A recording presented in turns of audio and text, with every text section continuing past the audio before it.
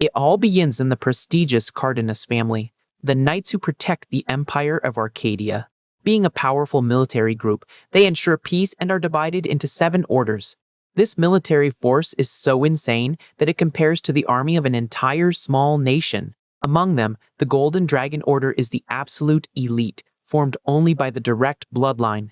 These warriors are born marked by destiny, boasting blonde hair and golden eyes. They carry the very blood of dragons running through their veins, which grants them absurd power. Young prodigies gather there to awaken this heritage and manifest their magical attributes. Even the members of the branch families try their hardest to push past their limits. Therefore, the training ground becomes the perfect stage to test everyone's strength. Suddenly, a young blonde guy shows off his flawless technique during practical combat. He takes on 2 opponents at the same time in an intense and aggressive exchange of blows. The boy stands his ground, completely chill after repelling the enemy attacks without breaking a sweat. Completely shocked, the girl realizes that the situation has totally spiraled out of their control. She cannot believe that even teaming up with number 4 would not be enough to beat him. Meanwhile, her partner is already down in the dirt, defeated in the blink of an eye. Trying to resist, the girl forces her own sword in a desperate attempt to defend herself. It becomes obvious to her that continuing to fight like that will not do absolutely any good. With an incredibly fast movement wrapped in blue energy, he attacks without giving her a chance. Thrown to the ground, she hears the guy ask if that was all the power the direct bloodline had. Standing in front of his opponent, he makes it clear that the girl was never on his level in the duel. The boy steps closer just to call her weak and compare her to the trash from the branch families. Then, the young man stands tall and declares himself the grand and absolute winner of that selection. Far away, the imposing central base of the Young Dragon's Order watches the tests unfold. In front of a magic panel, the instructors are blown away by the level of this year's recruits. Then, Commander Fabian asks who they consider worthy of receiving the special grade. One of the evaluators replies that, despite there being a lot of talent, only one meets the requirements. Unsurprisingly, the chosen one is William Cardenas, number 1, who did not suffer a single scratch. Fabian points out that opponents number 2 and number 4 also belong to the main bloodline. The video report shows that the branch members have pretty much already been eliminated. Only a tiny handful of those who joined the main squads managed to survive. Fabian notes that the blood barrier cannot be overcome and that numbers define strength. After all, carrying the number 1 badge means standing at the top among hundreds of candidates. Because of that, he thinks it is only natural to hand the special approval to William without making comparisons. The other evaluator agrees and gets ready to make the prodigy boy's selection official. However, the head instructor interrupts the final decision, asking them to wait a little longer. He reveals that there is still one peculiar member from the branch family left and suggests evaluating the boy first. Curious, the commander immediately asks to know what this unusual candidate's rank would be. Upon learning that he is number 25, Fabian acknowledges that the branches also gather strength. Even so, he believes the guy's position still falls a little below general expectations. Knowing the head instructor's vast experience, the commander realizes there must be a good reason. The veteran then reveals the name of the boy who is drawing so much attention, being Leonard Cardenas. A few days ago, this rookie started to stand out by taking down anyone who crossed his path. In a very short time, he jumped from position 381 straight to the top ranks. Right at that moment, the magic visor shows the most anticipated clash of the entire test. Walking calmly through the forest, Leonard finally comes face to face with the arrogant William. Laughing at the situation, William finds it bold for Trash to approach and warns that he will not go easy in the fight. Without showing a single ounce of fear, the MC keeps moving forward and says that is good to hear. That way, he also will not need to hold back his own strength during the battle that is about to happen. Furious at the audacity, number 1 tells his opponent to draw his weapon to receive a harsh lesson. Despite all the arrogance, William quickly notices that the boy's aura is different from the others. Preparing his combat stance, Leonard decides that the time has finally come to test his limits. With a confident look, he invites his adversary to attack, wanting to see how far he can go. Completely out of patience, William jumps with everything he has toward the MC, looking for the takedown. In midair, he promises to crush both the boy and the simple wooden sword he carries. A violent impact happens when the 2 blades clash, generating intense sparks in the air. Putting all his brute strength into the strike, William is shocked to see his enemy's resistance. The MC blocks the furious attack with absurd ease without stepping back a single inch. Using this brief opening, he pushes the direct descendant away with a firm movement. Sliding across the dirt, number 1 looks at his own weapon in complete disbelief. He cannot understand how a simple apprentice knight managed to repel his heaviest attack. While the blonde boils with anger, Leonard remains serene, exuding the aura of a true master. The fight restarts with a frantic exchange of blows, slicing through the air all over the battlefield. Watching through the screen, the instructors notice that the boy's sword style strays from the family standards. The most impressive thing is how he manages to dodge every charge using the least amount of force possible. Playing with his adversary, the MC merely defends the attacks without even attempting a counterattack. Getting increasingly annoyed by the situation, William calls the boy a pest while missing every swing. Frustration takes over the prodigy, who demands to know at the top of his lungs if running away is the only thing he knows how to do. Driven by pure fury, number 1 executes an extremely aggressive spinning jump, cutting through the wind. Much faster, Leonard slides back and escapes the enemy blade with frightening agility. A huge explosion of golden energy destroys the forest floor where the boy was a second ago. Completely out of control, William focuses all his magical aura, wanting to put an end to the joke. He launches a crushing top-down attack focused on destroying everything in front of him. Without showing any concern, the MC just takes a step to the side and the strike misses entirely. Evaluating all the destruction around him, he even praises the destructive power the opponent just displayed. Panting and at the edge of his stress, the direct descendant yells that trash talks too much for someone who only runs. Demanding that the MC fight seriously once and for all, William completely loses his patience. Then, Leonard takes advantage of the opening and advances quickly across the rocky terrain. Seeing the charge, number 1 realizes that the boy's combat judgment is not bad at all. But he readies his own sword, believing that his adversary is still inexperienced. With a fluid movement, the MC escapes the strike, passing right by the enemy. Aiming for a finishing blow, William tries to use the reflexes he cultivated in extreme situations. He buries the blade right next to his rival's face and declares that this is his limit. However, the prodigy notices that something is very wrong. Reacting in the blink of an eye, Leonard deflects the attack firmly and pushes his adversary away. Watching all of this, the other recruits are in shock seeing the rookie fight on equal footing. Going back on the offensive, William feels like he is facing a completely different person. The boy simply keeps dodging every blade that slices through the air. Extremely frustrated with his own sluggishness, the direct descendant ends up losing sight of his target. Taking advantage of the distraction, the MC appears right next to him and lands a heavy blow. Thrown far away, William cannot believe he was bested like that. Facing the fallen opponent, Leonard calmly declares his victory. A cloud of dust takes over the scene as the direct descendant is dragged across the dirt. Thrown to the ground and battered, William cannot process the defeat he just suffered. The MC observes the scene, knowing that this would be impossible for the former owner of that body. After all the memories of his past life have finally returned. He remembers when he was known as Ren, the greatest sword emperor in the world. Back then, he was the man who had reached the absolute peak of martial arts. Seeking absolute strength, he isolated himself in the mountains to focus solely on his training. Still unsatisfied with his power, he ended up challenging the celestial demon to a duel to the bitter end. This colossal battle dragged on violently for several days without a break. The ferocity of the attacks exchanged between them transcended the limits of humanity. It was such an absurd impact that the destruction completely reshaped the map of the region. However, the outcome of this historic clash was not what he expected. The scenery of devastation under the red moon marked the end of that intense dispute.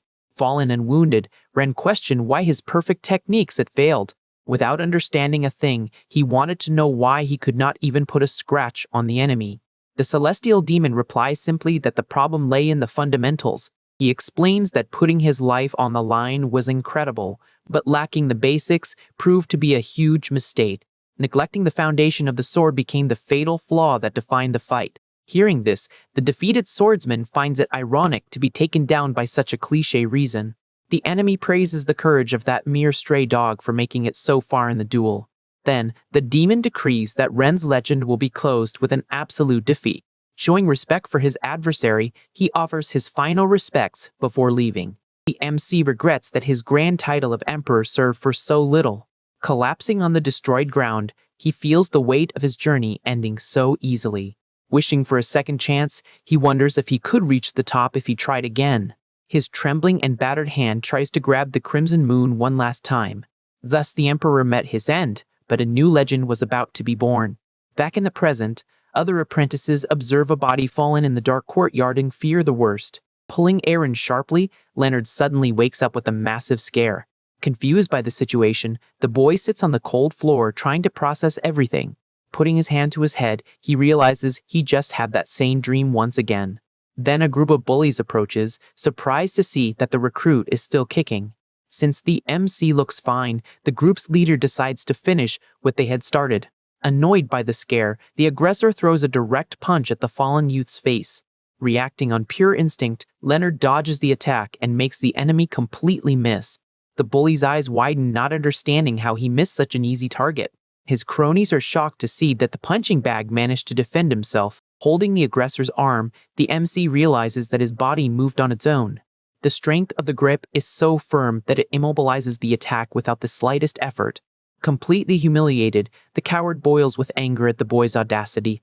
Grabbing his training weapon, he warns the rookie not to get too cocky. He attacks furiously, guaranteeing that the previous defense was just pure luck. With impressive flexibility, the MC leans his body back and escapes the blade. The bully is stunned to notice that his perfect strike was completely avoided. The MC notices once again that his body reacts with frightening precision. During the fight, he feels as if every dodging movement is something completely natural. The aggressor keeps attacking desperately while his charges are repelled with ease. Holding the wooden sword, the boy realizes that something hidden is guiding his actions. The other apprentices conclude that he did not get lucky and is just playing with the group. Exuding a powerful aura, Leonard seems to have transformed into a totally different person. The group leader yells at his friends not to chicken out in the face of that unusual situation. Advancing for the attack, he reminds them that this is the same loser they have always picked on. Willing to crush their target, the three cowards charge at the boy all at the same time. With his eyes shining intensely, the MC finally understands what is going on. Assuming a flawless combat stance, he declares that he has remembered everything. In a devastating move, the young swordsman hits the aggressors all at once. The impact is so strong that the bullies are sent flying through the air, completely defeated. Calming down again, Leonard reflects on how he always had those weird dreams. They were the vivid memories of a white-haired man fighting under a crimson sky. Leonard remembers how those dreams tormented him to the point of messing up his training. Seeing the life and final moments of that man flash clearly in his mind, he comes to an obvious conclusion. He finally realizes that he is the direct reincarnation of Ren, the Sword Emperor from another world. Looking up at the night sky, the boy is amazed by the realization that reincarnation actually exists. Intrigued, he wonders if his last desperate wish before passing away came true. Then, a sharp pain in his wrist snaps him out of his thoughts. Massaging his arm, he notices that his muscles ache just from swinging the wooden sword a little. The swordsman soon understands that this is the result of physical training done entirely wrong. With a determined look, the boy decides that things are going to be different from now on. Having his old memories and techniques back, he knows he can grow infinitely, regardless of who granted his wish. The former emperor failed to reach the absolute top, but he guarantees that the current Leonard will make it happen. To do so, he will use everything at his disposal to surpass his past life and become the strongest warrior of all. Meanwhile, at the main training ground, a report indicates that 3 students got seriously hurt. The notice warns that the trio will be completely useless for the upcoming practical training in the forest. Evaluating the damage, one of the big shots downplays the situation, stating that the loss will not interfere with the plans. However, the dark-haired man reveals that number 381 took down all 3 boys by himself in an instant. Staring out the window, a blonde guy casually asks what the defeated students' ranks were. The informant checks the clipboard and replies that they were numbers 3029, 257, and 133. A red-haired youth is surprised by the high positions and questions if the rookie really won without any help. Tense, he realizes that if someone with that level of strength joins another faction, the current power dynamic will be broken. With this realization, the boy turns his head sharply, understanding the risk of the scenario. Acting fast, he orders his goons to fetch the mysterious target immediately. The blonde guy, on the other hand, shows strong interest in the situation and decides to see with his own eyes if the rookie has any worth. In Leonard's mind, the celestial demon from his past life reappears, offering a piece of advice as a parting gift. The enemy explains that the foundation of internal arts is the base of everything and that Ren failed because he focused on it too late. Listening closely while wounded on the ground, the former swordsman hears that things would be very different in his youth. The demon insists that, with a solid base built from an early age, the outcome of the duel could have been different. In the present, the MC meditates cross-legged, acknowledging that he was already past his prime when he tried to fix that mistake. Focused, he knows that consolidating a perfect foundation using the advantages of this young body will change his destiny. Blue mana swirls around the room while the swordsman decides to first create a constitution capable of handling his magical power. A violent wave of blue energy expands in a circle, sweeping across the entire room. Opening his eyes, Leonard is relieved to see that he managed to complete the initial stage. Watching the aura flow through his hand, he remembers how he suffered from the lack of internal power in his youth, even being the best in the world. The boy is intrigued and starts to question what mysteries the powerful bloodline of the Cardenas family hides. Later in the cafeteria, the mood in the Great Hall flows normally while the MC walks with his tray. Tasting the food, the reincarnated boy approves of the seasoning and notices that the dish really pleases his palate. Since a balanced diet is crucial during the growth period, the youth decides to devour everything to strengthen his body. At that moment, a huge shadow covers the table and a big guy calls the rookie by his number.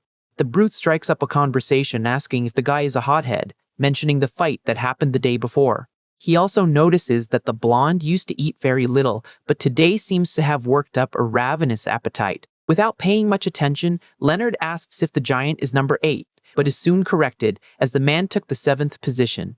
Showing off his uniform, the big guy brags about taking down the former rank holder during a recent duel. Losing patience with the small talk, the boy interrupts and bluntly asks what he wants. Number 7 lets out a contained laugh, finding the attitude cold, since he only intended to pass along some useful info. Getting serious again, he warns that the vibe at the camp has been heavy because the top elite started to expand their influence. Listening to the explanation, the swordsman drops his silverware and gets up from the wooden bench. Grabbing his tray, he hears the big guy whisper about the exclusive physical traits of the direct descendants. Leaning in close, the brute whispers, asking him to be careful because anyone in the cafeteria could overhear that dangerous conversation. Annoyed, Leonard tells the guy to get straight to the point and questions why he is suddenly acting like a totally different person. Gesturing nervously, the big guy warns that the only chance of survival against the dominant factions is the union of the oppressed. He reports that half the camp has already surrendered, but points out that any apprentice can try to build their own resistance. Pointing his finger, the veteran reveals his plan to ally with the strong ones and invites the rookie to lend his strength to the group. Without hesitating for a single second, the reincarnated boy turns down the offer, making it clear that he will not submit to anyone. Turning his back with his tray, he just thanks him for the valuable info and leaves the big guy hanging. Confused by the rejection, number 7 wonders if the guy bumped his head, because that definitely was not the loser he knew. Outside the base, the sun begins to set while the solitary boy goes on his way peacefully. Suddenly, the swordsman freezes in his tracks and asks if the suspicious figures behind him want something. A guy in a suit steps into the late afternoon light and mockingly asks if the food was good. Facing the enemy trio, the MC hears the guy in the suit say he has several scores to settle right there. Overflowing with arrogance, the aggressor yells that the great number 1 is demanding the freshman's presence immediately. The group leader claims he will let the past incident slide only because the supreme boss liked the rookie's audacity. Walking right past the aggressor, Leonard warns that he has zero interest in the invite and tells the trio to get out of his face. Taken over by fury after being ignored, the guy in the suit calls the boy trash and cowardly attacks him from behind. Raising his wooden sword at high speed, the aggressor swears to make the freshman eat his own words. With a simple, fluid step to the side, the MC escapes the critical strike without breaking a sweat. Right after, the young blonde gathers dense blue mana in his hands, ready to react to the ambush. In an explosive dash that borders on teleportation, he lands a solid blow using the hilt of his own weapon. Watching his partner go down, One of the cronies goes into total panic at the absurd speed of the attack. The shock grows when he sees the pieces of the leader's sword flying through the air due to the impact of the collision. Completing the ruthless move, the former emperor forcefully buries the opponent's face into the courtyard floor. Trembling with dread, the survivor analyzes the situation, realizing that a high ranker like number 57 got crushed easily. Staring down the remaining duo, Leonard mentally evaluates the combat level of that place and concludes that the Cardenas bloodline holds powerful secrets. Breaking the silence, he asks if the enemy still wants to keep fighting now that he has noticed the massive gap in strength. Offended, the number 98 goon refuses to accept defeat and charges at him, telling the freshman to drop the arrogant act. Granting the reckless wish, the MC spins his body, wrapping his own blade in a blue aura, ready to end the duel. The rumble of the fight echoes outside the large building. High up in one of the towers, the commotion does not go unnoticed by those watching from the windows. A masked man realizes the rookie was just playing around and wonders if he hid this strength until now. At the window next to him, William also watches the scene, finding that boy's record too clean for someone with so much power. The blue-haired observer notices number one's sharp gaze and is intrigued to see the leader's attention on the freshman. Shrugging, the masked man jots down on his clipboard that a plot twist would be welcome to break the monotony of the training. He writes that he has high expectations for number 381, but stops as soon as he checks the updated log. While walking through the hallways full of fallen cadets, William already knows the target is Leonard Cardenas and has taken the number 25 spot. Far from there, hurried footsteps echo through the camp reporting that the rookie is heading to the training area. An extra runs past a blonde girl apologizing and explaining that the boss ordered them to capture number 98. The long-haired young woman turns her head confused, repeating the rank of the mentioned recruit. This is Verita Cardenas, the base's number 2, who quickly gets interested in all this sudden hype. Arriving at the arena where several veterans are already on the ground, she deduces that the boy took down high-level subordinates. Just then, number 98 is thrown brutally through the air, letting out a cry of pain. Easily dodging the cadet who just arrived, Leonard tells the lackey to shut his mouth and hurry up and join the bunch of losers. Avoiding the recruit's desperate attacks, the MC repeats that he already turned down the invite, while the aggressor curses him out. Out of patience, the boy lands a devastating kick to the lackey's stomach, irritably asking how many times he needs to say the same thing. Taking advantage of the opening, he grabs tightly onto the badge stuck to the fallen veteran's uniform. With a quick pull, Leonard rips off the rank badge, officially claiming the position, while the loser mumbles on the floor. Right at that moment, slow footsteps approach, accompanied by clapping and sarcastic congratulations. Farida walks into the middle of the fallen bodies, commenting on the boy's new promotion, who quickly asks if she knows him. The girl says no, revealing her glowing eyes and stating that she can see everything with total clarity. Using her special ability, she sees the strange constitution and the dense flow of energy coursing through the swordsman's body.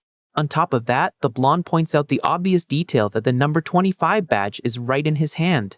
Intrigued, Leonard realizes the young woman has clairvoyance and finds the gift fascinating, sizing up the high level of the technique. Observing her golden iris, he acknowledges that seeing the opponent's intent is a fatal weapon, proving she deserves to be number 2.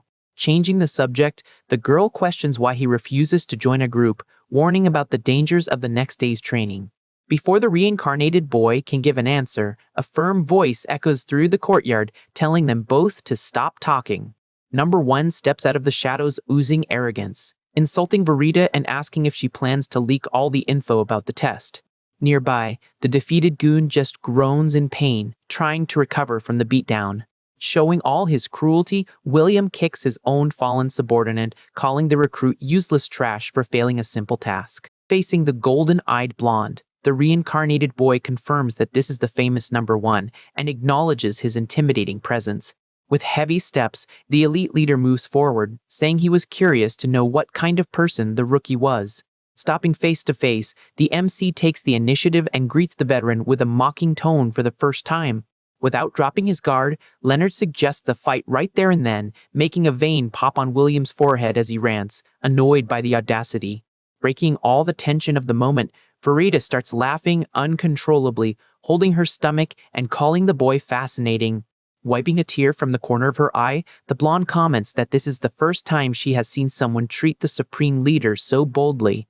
Satisfied with the show, she turns her back and announces she is leaving to get ready since the rookie does not want to team up with anyone. Giving up on the fight, Number 1 also decides to leave, stepping right over the lackey, claiming he only went to size up his adversary. Shooting a deadly glare over his shoulder, William issues one last threat, telling the boy not to regret the provocation. Totally chill, the swordsman just nods in agreement without caring one bit about the warning. Alone in the courtyard, he reflects on what he just heard, understanding that the next test requires forming a faction.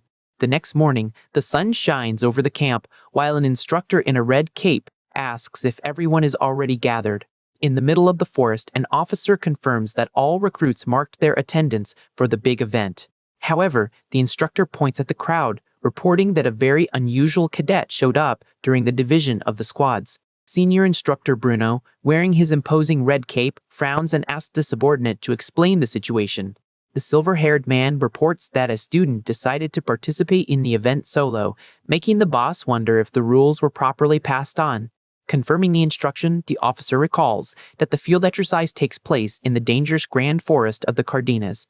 He explains that the youths need to achieve self-sufficient survival, naturally forming factions under the command of the base's top 4. The instructor lists that the biggest squad is A, led by the orders of Number 1 and his henchmen.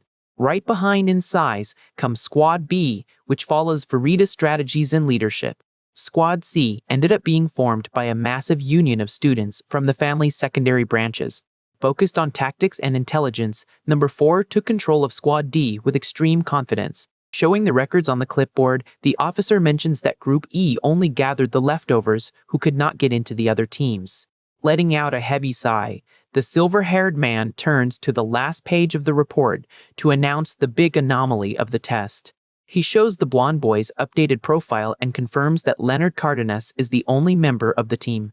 With the backpack on his back and his new number stamped on his shoulder, the MC forms Squad F all on his own. Observing the dense vegetation around him, the reincarnated boy analyzes the vastness of the training ground, planning his next moves. Walking down the dirt trail, he thinks about securing a safe base when the senior instructor approaches, asking about his luggage.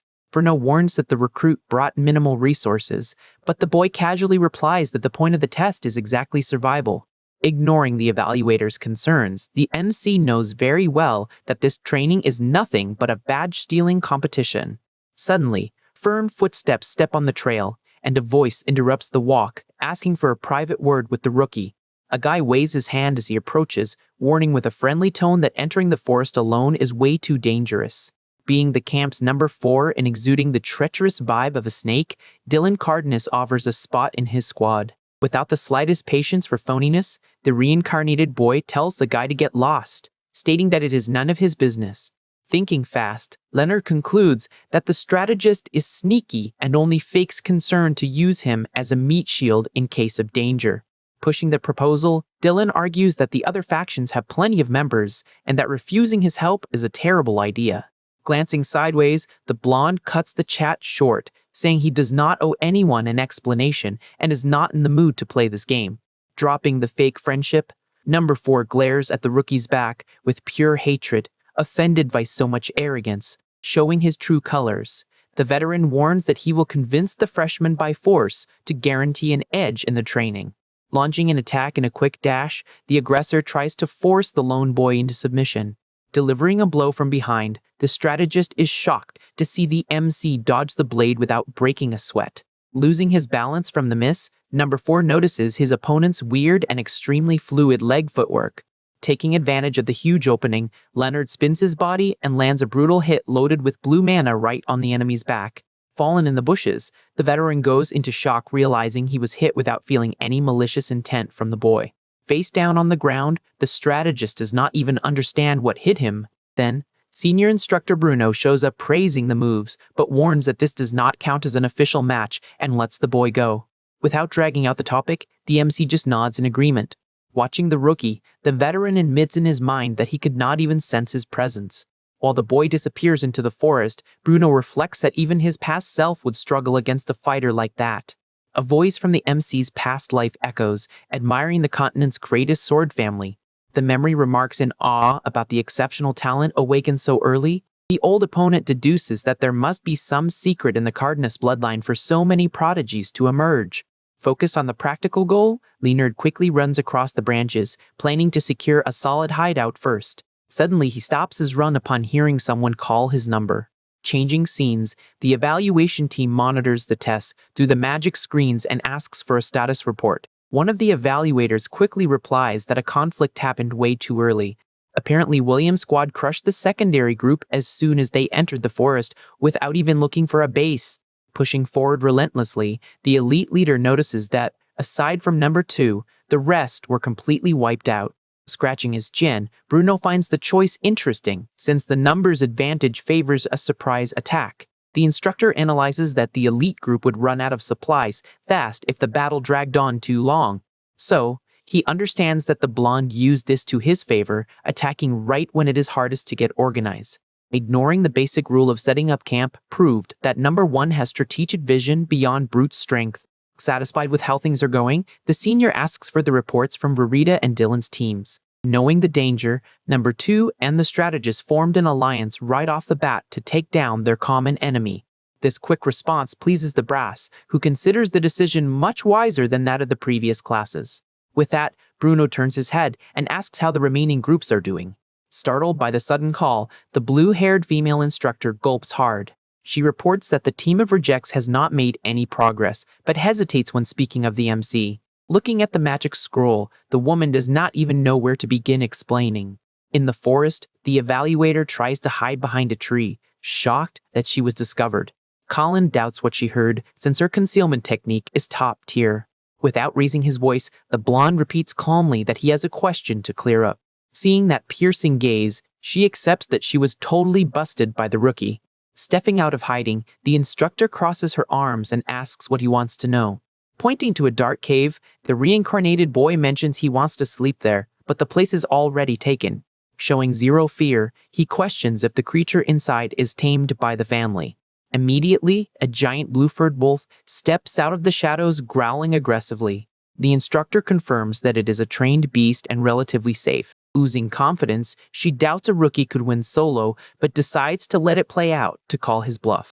Keeping up appearances, Colin warns that taking over the spot is also part of the practical training. She places emphasis on the word if he manages to defeat the monster. Wasting no time, the beast lunges fiercely at the intruder.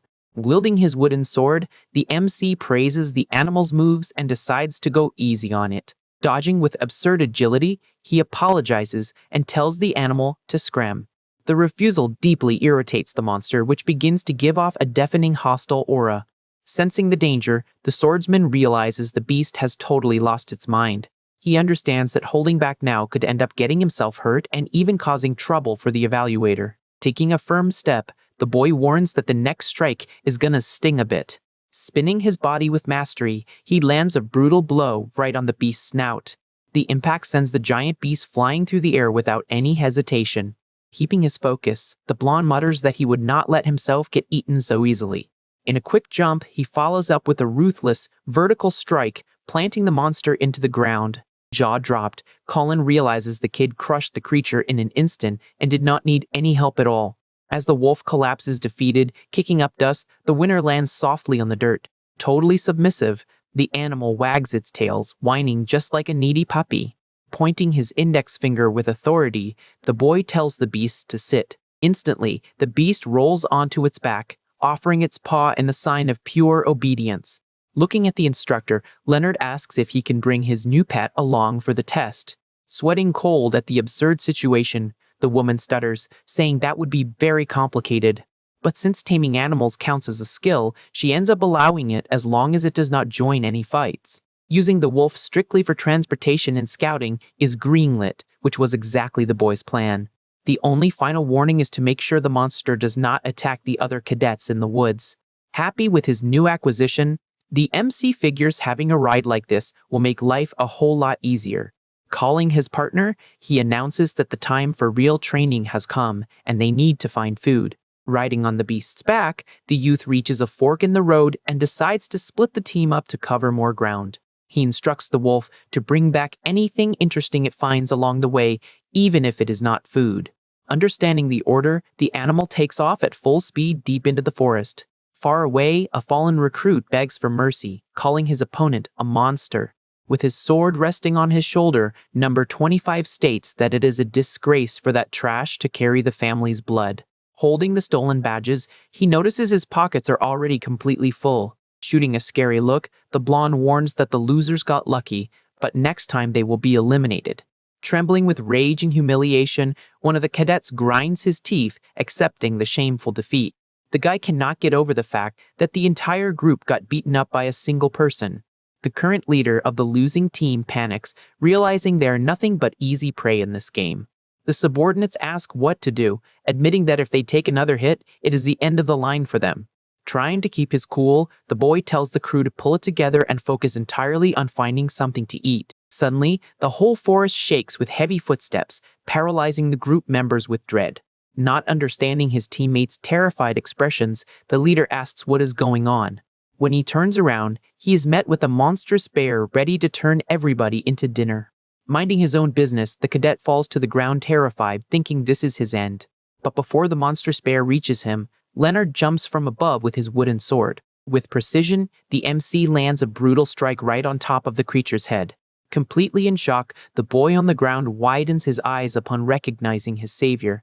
Standing tall, number 25 remains on his feet over the smoking carcass of the defeated beast. He turns around calmly while the fallen recruit processes that he was just saved by another participant.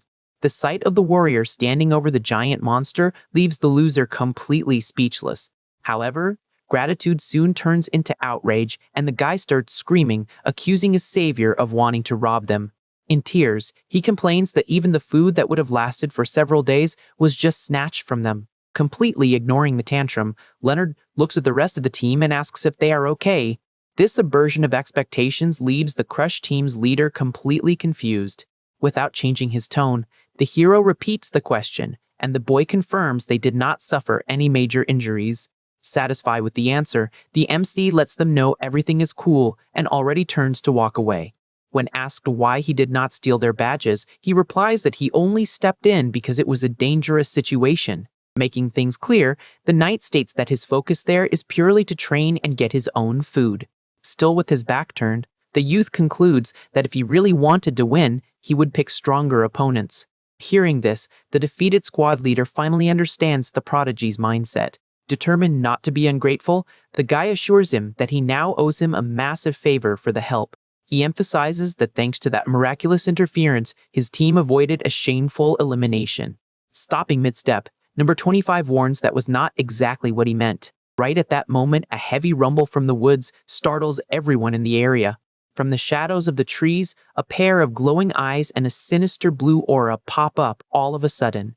To the loser's terror, the MC's giant pet wolf steps out of the bushes.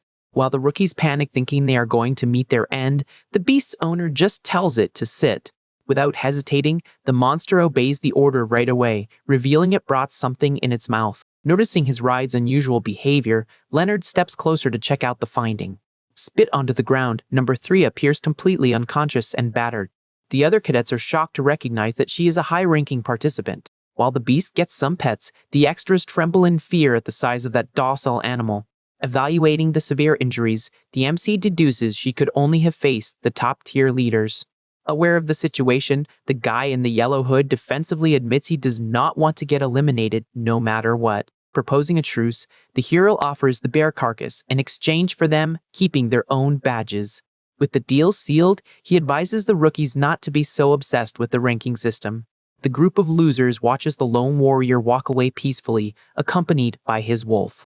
Reflecting on the noble attitude, the extra realizes he misjudged the knight entirely. Hours later, in a safe hideout, the wounded cadet slowly wakes up to the sound of a crackling campfire. Confused by the dark environment, she sits up on the ground trying to figure out how she ended up inside a cave. Upon noticing that her wounds were carefully treated and bandaged, the young woman wonders who helped her. The boy's sudden voice asking if she woke up makes her snap her head up on high alert. In an aggressive reflex, the warrior kicks the campfire toward her savior to create a quick distraction. Dodging effortlessly, the host points out her legs are doing great and tells her to stop wasting energy. Ignoring the warning, she takes a combat stance and demands her badge be returned right away. Not caring about the threat, the youth just tosses the item back, leaving the girl frozen and speechless. Calmer, she thanks him for the rescue, but warns she will not quit the test, hearing that he does not care about that. Completely breaking the tension, Leonard offers a piece of roasted meat and tells the recruit to sit down and eat. Eating by the fire, the girl timidly says thanks, while the host guarantees he will not let her go hungry. Noticing his guest's hunger, he takes the chance to ask who was responsible for all that damage. The swordsman questions if it was a monster attack, but gets a negative and gloomy answer. Clenching her teeth in anger, the warrior begins to report the surprise attack they suffered at camp. She describes an absolute massacre where her entire team was wiped out without being able to put up a decent fight. Carrying the guilt, the leader confesses her frustration at not having enough strength to protect her subordinates. Trying to cheer her up, Leonard explains that group battles require tactics that rookies just do not have yet. He understands that dealing with premeditated ambushes is almost impossible for youths with no war experience. Deducing the obvious, the hero outright asks if the one behind the beatdown was number one. Understanding the massive power gap, the boy reassures the girl, stating that defeat there was unavoidable. Clenching her fist tightly, she shows indignation over not having the slightest chance to strike back. This unshakable spirit draws a satisfied smile from the MC, who admires the young woman's resilience. Recognizing the recruit's potential, he considers that she has everything it takes to become an exceptional warrior. Changing the subject, the strategist figures the other teams will likely go down very soon too. He concludes that the elite group is riding the momentum of their wins and that the only viable way out now is an ambush. Deep in thought, the reincarnated boy knows the rival leader has definitely already prepped against conventional tactics. With a plan in mind, he suggests the best strategy is to aim straight for the enemy team's weak spot. The bold idea consists of focusing absolutely every single attack on the relentless William. Since the squad's structure revolves around the prodigy, their decision-making is fast and centralized. However, the strategist points out that this advantage is also their biggest downfall if the main piece falls. He guarantees that the second the pillar crumbles, the elite group will turn into a leaderless mess. Seeing his excitement, the cadet realizes her partner is dying to crush his adversary. Overflowing with confidence, Leonard asks her to simply trust him to execute the perfect counterattack. Fixing the bandages on her arm, the girl accepts the alliance and starts treating him as the squad's new leader. The next day, the elite forces march through the forest, carrying the arrogance of those who have already won the test. Keeping formation, the subordinates agree that time is on their side and that final victory is certain. Walking up front, one of the enemy generals believes that soon everyone will be completely eliminated. Suddenly, the troop receives an immediate order to halt their advance and prep for an imminent fight. In sync, the cadets position themselves quickly, setting up a heavy defensive line among the trees. Overconfident, the enemy commander mocks their resistance, suggesting that surrendering would be less humiliating. Tired of the little game, the enemy leader orders the hidden squad to stop hiding in the woods and show their faces. Then Leonard and his newly formed squad step out of the bushes gripping their wooden weapons. Keeping his arrogant pose, William mocks the fact they were found out so easily by his opponent's sharp nose. However, number 2 joins the trash talk, comparing the enemy to an obedient dog. Full of himself, the prodigy claims the elite can easily read the intentions of that bunch of harmless losers. He thinks it is a joke that someone so low-level has the nerve to clash head-on with the best. Stepping forward, the blonde girl declares that the MC is a disgrace to the Cardenas family name.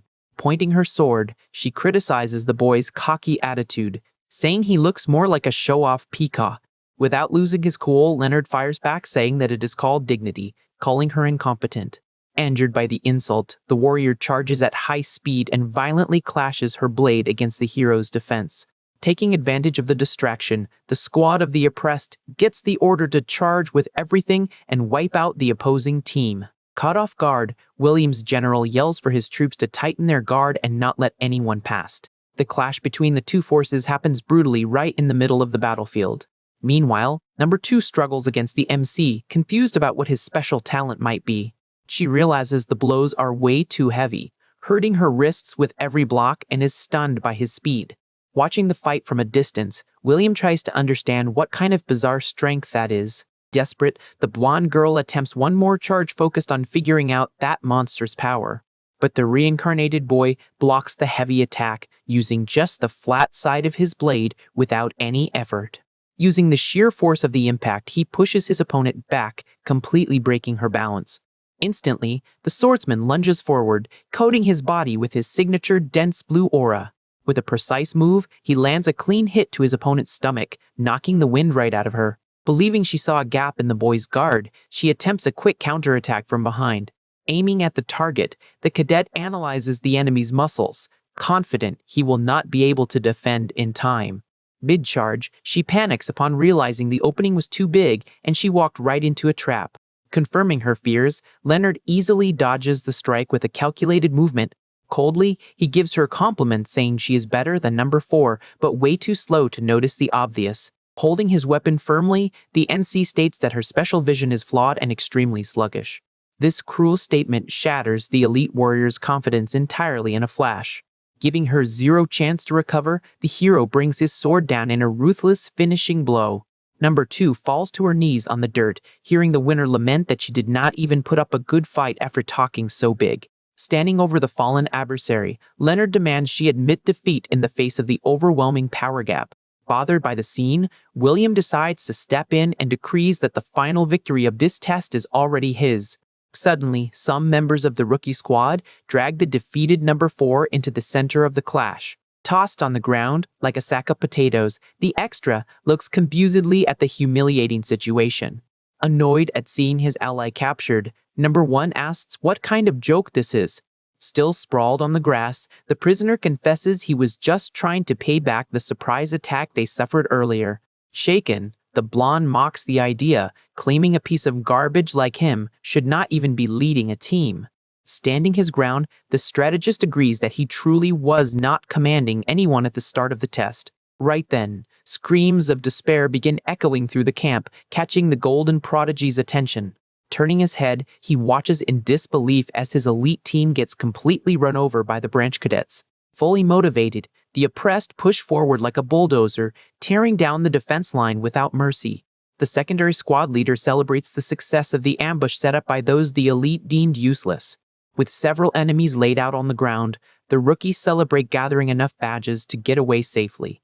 The troop starts cheering for the MC, praising their new commander's flawless tactic. Seeing the unlikely alliance and the destruction of his army, William completely short-circuits, not understanding a thing. Fearing retaliation, the rookie's leader shyly asks number 3 to make an official alliance with the group. He admits his weakness, thinking he would just be a burden to a top-tier warrior. Leonard steps in, reminding everyone not to get hung up on stupid ranks within military training. He explains that rank is just an empty label, and that everyone's growth rate there is essentially the same. Firmly, he reinforces that the same noble blood runs through everyone's veins, guaranteeing gigantic potential. The strategist points out that the only real difference is the manifestation of special powers and a tiny minority. Using allies as an example, he highlights that the blue-haired girl climbed to the top through pure hard work. He thumps his chest and rubs it in their faces that he jumped from the absolute bottom to 25th place completely on his own. Outraged, the rookie yells that the hero only says that because he is strong, while they are still stuck at rock bottom. To cut the tantrum short, the swordsman yells that their problem has absolutely nothing to do with strength. Next, he drops a truth bomb, stating that they lack the courage to believe in themselves and push past their limits. Offering an absurd vote of confidence, the MC promises to believe in everyone's potential. At that moment, he clenches his fist and declares that victory is perfectly within the reach of those lower classes. Reaching out to the defeatist group, the reincarnated guy extends a final invitation for them to take down the untouchable together. Fired up by the rousing speech, the underdogs let out a battle cry and charge into the brawl. Indignant at the scene, William accuses number 3 of having no shame for teaming up with that scum. Without losing her cool, she advises the prodigy to pay attention as she has already felt the hero's strength firsthand. The warrior states clearly that her new leader's techniques blow the direct bloodlines out of the water. Taking a hit to his ego, William hears his opponent declare that individual strength does not win wars against well-executed tactics. To make the humiliation worse, she points to the background where the supposed failures are stomping the elite members. In the middle of all that chaos, a cynical laugh echoes through the forest, catching the reincarnated guy's attention. Without a shred of pride, number 2 stays on her knees and shamelessly asks to switch sides and join the team. Seeing his ally's cowardice, number 4 throws his training weapon on the grass and gives up the fight right then and there. He chuckles nervously, justifying that he would rather surrender to Leonard than be eliminated in a shameful way. The double betrayal makes the Golden Leader's blood boil with anger, unable to accept the fall of his generals. Losing control, the arrogant guy rants, questioning if the deserters have absolutely zero pride in their bloodline. The blonde girl fires back, telling her former boss to put his stubbornness aside and just accept defeat already. Tired of all the small talk, the 25th takes a step forward and catches his opponent's attention. In the center of the makeshift arena, the MC proposes a one-on-one duel to decide the fate of the teams once and for all. Trembling with rage, number 1 accepts the challenge, promising to rub the true difference in power right in that trash's face. Maintaining his arrogant posture, William states that this was his intention from the very start of the brawl. Meanwhile, Leonard draws his training weapon and fires back, saying those words fit his opponent perfectly. Surrounded by an intense golden aura, number 1 calls him out to fight, promising to teach him a harsh lesson in reality. Watching from afar, the former ally realizes that this individual combat will actually decide the final outcome of that survival test. They wait in anticipation to see if the favorite is going to crush his opponent or if the new star will manage to turn the tables. With that, everyone hopes to witness the birth of a talent worthy of becoming captain as the blades clash. The brutal impact generates an absurd destructive force with every relentless exchange of blows. Assessing the weight of the enemy's defense, William concludes that the blonde girl did incredibly well to withstand those attacks. Even acknowledging the difficulty, he does not back down and prepares a fierce counterattack against his rival. The prodigy considers the MC's movements to be strong, but way too easy to predict. However, when moving forward, Leonard is forced to retreat quickly due to a dangerous strike. Seeing the precise dodge, the elite leader understands exactly how his subordinate ended up being defeated earlier. Watching the confrontation closely, the veteran instructor is quite surprised by the kid's performance. He finds it impressive that the rookie figured out the opponent's secret technique in such a short time. The evaluator is shocked to see someone without bloodline powers surpassing the feats of the untouchable elite themselves. Holding up under the pressure of combat, the reincarnated guy realizes the enemy is not just using physical strength on the wooden blade. The direct bloodline's special ability is psychokinesis, an invisible magical power with no defined shape. Using this huge advantage, the suited guy pressures the fight by firing imperceptible blasts alongside his normal attacks. The continuous pressure is so great that it becomes hard to keep his guard up against strikes coming from completely absurd angles. The MC deduces that the trick consists of using the mind to put extreme force into a movement that should be weak. Basically, it is an overpowered ability that throws all the common sense of a sword fight right in the trash. Annoyed at having his secret exposed, the prodigy trash talks his opponent without losing the frantic pace. With that, the wooden swords collide, creating a violent crash in the middle of the forest. Getting face to face during the clash, William accuses the rookie of hiding his true capabilities this whole time. Furious at the humiliation, he demands to know why his adversary pretended to be a failure up until that moment. Refusing to back down, the hero lets his own blade answer the rich kid's questions. Next, he focuses his stance, showing that he carries the true essence of the Knight family in his blood. Finding the immense audacity amusing, number 1 gladly accepts the provocation. In a swift and clean motion, William fires an invisible blast from a distance that grazes the reincarnated guy's face. The impact shatters the dirt ground, proving that the blonde guy can launch psychic attacks from afar. Keeping a safe distance, the elite leader warns that playtime is over and praises his rival's blind confidence. Without retreating a single millimeter, Leonard raises his sword and tells his opponent to show everything he has been holding back. Threateningly, he warns that he will deliver exactly the violent spectacle everyone is asking for. The hero knows he cannot use all his former power with that fragile body, nor draw too much attention from the evaluators. Because of this, the only viable option in the situation is to focus on basic combat executed with absolute perfection. In the blink of an eye, the MC makes the decision to end the battle by cutting the enemy down without mercy. Impressed to see the rookie charging in, William praises his incredible agility. To try and stop the reckless advance, the blonde unleashes an intense barrage of psychic strikes toward the target. The gust of cutting wind tears through the tree trunks in its path, revealing a brutal force. Caught off guard by the offensive, the swordsman is forced to make a risky acrobatic jump to avoid being sliced in half. Watching the maneuver from afar, the blue-haired girl finally understands why the MC was retreating so much. The squad extra is outraged to realize that the Golden Leader attacks with a power impossible to see with the naked eye. Even so, he is stunned watching the perfect evasion and judges Leonard for hiding such an absurd defense. But the former ally disagrees with her teammate, arguing that there is no cowardice when you can barely even touch the opponent. She immediately corrects her own train of thought upon noticing that the distance is closing fast. Analyzing the tactic from afar, the instructor realizes that the reincarnated guy's desperate sprint is nothing but a bluff. In reality, he is tricking his opponent and slowly pushing him into a dead end. Sliding under the invisible strikes, the swordsman advances like a wolf hunting its prey. Startled by the flaw in his defense, the prodigy gets a shock seeing his rival suddenly appear in his blind spot. Without giving him a second to breathe, the hero delivers a devastating frontal attack from the bottom up. Cold as ice, the former loser decrees the imminent downfall of the Academy's greatest pride. The colossal impact lifts the suited guy off the dirt ground and violently launches him into the air like a ragdoll.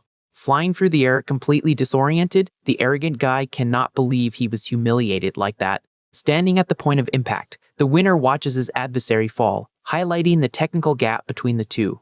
The blonde guy's body sinks into the forest, creating a huge crater while kicking up a thick cloud of dust.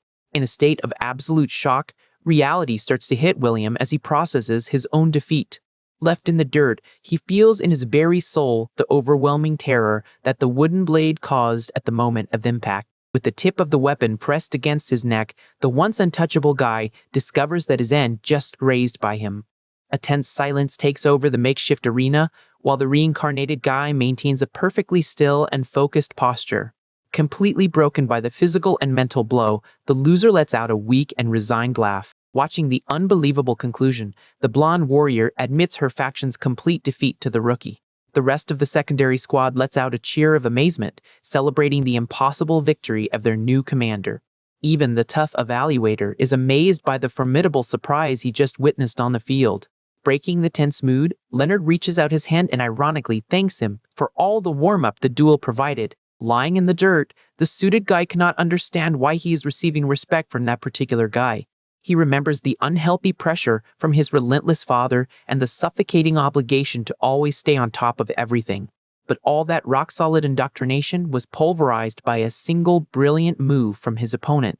Without standing on ceremony or giving a speech, the hero keeps his arm extended, waiting for an answer. Finally admitting his place, the arrogant kid relieves the tension from his shoulders and passes his title over to the true owner. It becomes very clear that a monstrous weight has vanished from his back after the worst beating of his life. As the dust settles, he shakes his rival's hand firmly, sealing a new kind of respect in the camp. Far from the forest, the fancy commander panics in the control room upon confirming the tragedy on the scoreboard. His cronies desperately lament having lost all their money on a botched bet on the rich kid. Oblivious to the boss's crying, the veteran instructor celebrates the end of the event, focused on the discovery of a raw diamond. Received like a living legend, Leonard crosses the portal carried in the arms of the crowd of ecstatic cadets. Talking with Rarita, William admits he was caught off guard by the weakest squad during the test. He finds it unbelievable that the MC joined the extras just to take down the elite team. Observing the celebration, the veteran instructor concludes that Leonard perfectly understood the true purpose of that field training. The unexpected result left Bruno very satisfied, so he orders the blue-haired female instructor to prepare everyone's return. Furthermore, he orders them to contact the main house to let them know the coming-of-age ceremony is about to begin. In the forest, the hero pets the giant wolf and lets him know he is leaving the next day without being able to take him along. Sensing the goodbye, the bluish beast lets out a sad whimper. Seeing the animal's reaction, the boy asks if he's upset about this sudden departure. Hearing the creature howl at the moon, the reincarnated guy confesses that he feels the exact same way. Feeling awful about having to leave him behind, he makes an important promise while stroking his soft fur. He guarantees that he will become much stronger and will definitely come back for him in the future. Excited by the idea, the monster pants while his friend assures him they will play together again when that day comes. Already walking back, the swordsman tells his partner to train hard so he can keep up with his journey later. The wolf howls loudly in farewell, while the former loser promises that next time he will give him a real name. Shortly after, the atmosphere gets heavy inside a carriage where the top 5 cadets are sitting together. Bothered by the situation, Dylan questions what they are all doing there, since there was no order to board by rank. The blue-haired girl replies that she merely followed the leader, while Verita justifies her presence by being in the star of the day's squad. The strategist thinks to himself that he just wanted to chat with the guy who jumped from the worst spot straight to the top. Annoyed by their attitude, he snaps, asking if they think he is some academic nerd, reaffirming that he wants to talk to Leonard. Interrupting the useless argument, William gets his classmate's attention, letting him know he has something important to share. The former leader tells the guy to shut his mouth and sarcastically asks if the hit he took to the head made him an idiot. Changing the subject, the blonde explains that starting the next day they will receive supplies based on their grades. However, before returning to training, everyone will need to go through the blood awakening ceremony. The ritual serves to awaken magical organs exclusive to their bloodline, and future training will focus entirely on that. Understanding the reason why they only learned basic subjects until now, Verita asks what happens after this awakening. The strategist mentions the rumors that mana manipulation becomes much freer, explaining the ban on magical items in the training area. After completing this stage, the cadets finally finish basic preparation and join the Order of the Young Dragons. Surprised by the information, the MC says this is news to him, since officially there are only 7 known orders. At this, the smart aleck explains that this secret group focuses on education through real combat, creating unique curriculums for each member. Confirming the story, William concludes that this is why rookies are categorized by grades, making the reincarnated guy wonder if the organs vary a lot. The blue-haired girl explains that the organs are called mana cores and that the attributes and quantities vary for each person. Even sharing this detailed information, she confesses she is not entirely sure if the rumors are completely true. Joining the conversation, Dylan states that the fewer cores a person has, the much higher the efficiency of their training will be. Oozing arrogance, William guarantees that he will certainly awaken a single unique core and tells his rival to wipe that smile off his face. Finding the smugness amusing, the strategist warns everyone not to take the blonde seriously, since that rare type only appears every 10 years. Internally, the MC remembers doing very similar training in his past life involving the 5 elements. Reaching a conclusion, he deduces out loud that whoever possesses 5 cores will have the worst possible evolution rate. The orange-haired boy confirms, explaining that each extra core requires double the resources and a perfect balance between them. He details that the need for materials multiplies absurdly as the amount of attributes increases in the body. In the case of having 5 cores, the cost would be 25 times higher, making advancement practically impossible in reality. Noticing the hero's ignorance, the former number 1 mocks him, asking if he did not pay attention in the theoretical classes. Coming to the new leader's defense, the blue-haired cadet argues that strength in real combat is way more important than theory. As they argue, the reincarnated guy realizes that if he manages to train everything like he did in the past, he will have a golden opportunity. Curious about the limit of power, he asks if someone with 5 cores wouldn't be the strongest knight of all if they had resources. His classmate agrees that in theory, yes, but emphasizes that the lack of supplies turns this rare gift into a massive disadvantage. During the ceremony, the evaluators deeply lament upon discovering that the talented swordsman awakened the terrible 5 cores. Sighing in disappointment with himself, the boy realizes he ended up drawing too much attention for all the wrong reasons. Walking down the palace hallways, he reflects that this wasn't exactly the result he expected from that magic test. Scratching his head in frustration, the hero tries to think of a way to deal with the lack of resources he will face from now on. Suddenly, a sharp gaze shines in the shadows, indicating that someone powerful is watching the rookie closely.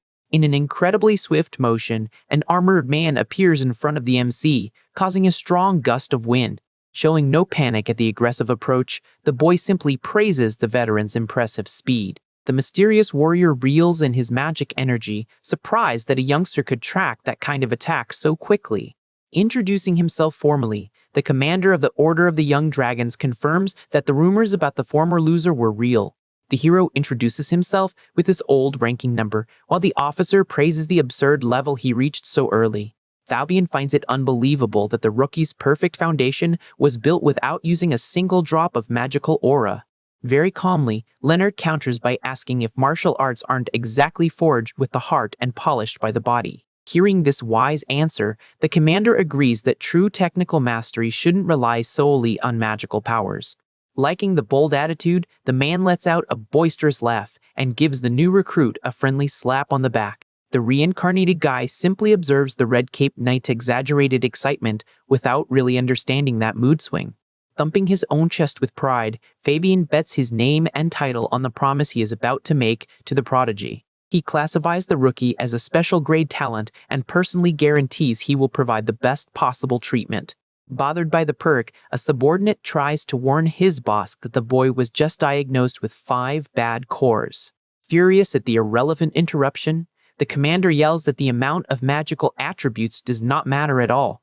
Dismissing others' opinions, he states that a true talent needs total investment and that minor details should be ignored. Right after, the officer hands over a spatial bag stuffed with valuable supplies to the newest special recruit. Besides the essential resources, the veteran reveals that the exclusive treatment includes the unprecedented privilege of making his own decision. Pointing to a mysterious hallway, he explains that each door leads to a different training location and tells the boy to choose. Holding the map of the regions, the MC listens as he is told that instructors usually set the destination based on everyone's level. Straight to the point, the swordsman analyzes the options and asks which of those places offers the best amount of resources for him. Fired up by the youngster's warrior mentality, the big guy praises the question, stating that a martial artist cannot run from pain. Without hesitating, the commander points to a glowing red door and decrees that the boy will be sent to the terrible Calabogos. This isolated region is known as the most remote island in the entire empire and hides unimaginable dangers in its lands. The wild nature of the place is so brutal that even veteran knights usually give up on exploring the dark forests. To make matters worse, certain areas shelter monstrous beasts so deadly that they are practically considered demon territories. Touching the glowing door, Fabian asks if he is looking forward to the trip, receiving a sincere thank you for the consideration. Walking through the magic passage, the boy remembers that 5-core training is only difficult because people do not know the right method. He reflects that the elements form a single flow and also a joint mass of energy, focusing on raising them all at the same time. This will definitely be a golden opportunity to surpass even the absurd strength he possessed in his past life. Stepping out of the glowing portal, the swordsman hears wishes of good luck coming from the other side as he enters the new training region. As soon as the bright light dims, he shields his eyes with his arm and takes in the impressive scenery that just appeared around him. Finally, the hero arrives in the dreaded region of Calabogos, a gigantic forest full of mysteries that will be his new home. Getting a good scare, the reincarnated guy hears a sudden voice welcoming him right beside him. The rookie is amazed by the skill of the stranger who approached from behind without making absolutely any sound. Looking the boy up and down, the veteran asks if he really is the famous cadet everyone has been gossiping about. Very politely, the young man gives a small bow and formally introduces himself using his own name. The senior knight's name is Bradley, and he explains that he is responsible for managing that entire wild and dangerous region. Inviting the recruit to move elsewhere, the man asks if he has met the other residents yet, receiving a negative answer. Along the trail, the guide mentions that the veterans hold the same status but deserve respect, although his tone hints that it's not that serious. He then reassures the boy, guaranteeing there is a strict rule preventing the older guys from messing with the rookies. Giving him a heads up on the schedule, Bradley determines that the rookie will spend half the year under his protection and the rest focused on training. He clarifies that he normally wouldn't take care of housing or food, but made an exception because of the special treatment the youngster received. Arriving at a rustic wooden cabin, the knight offers the place for rest and guarantees that everything needed is inside. Aside from that, the warrior expects the recruit to fend for himself, reminding him that spirit stones are used to get anything else.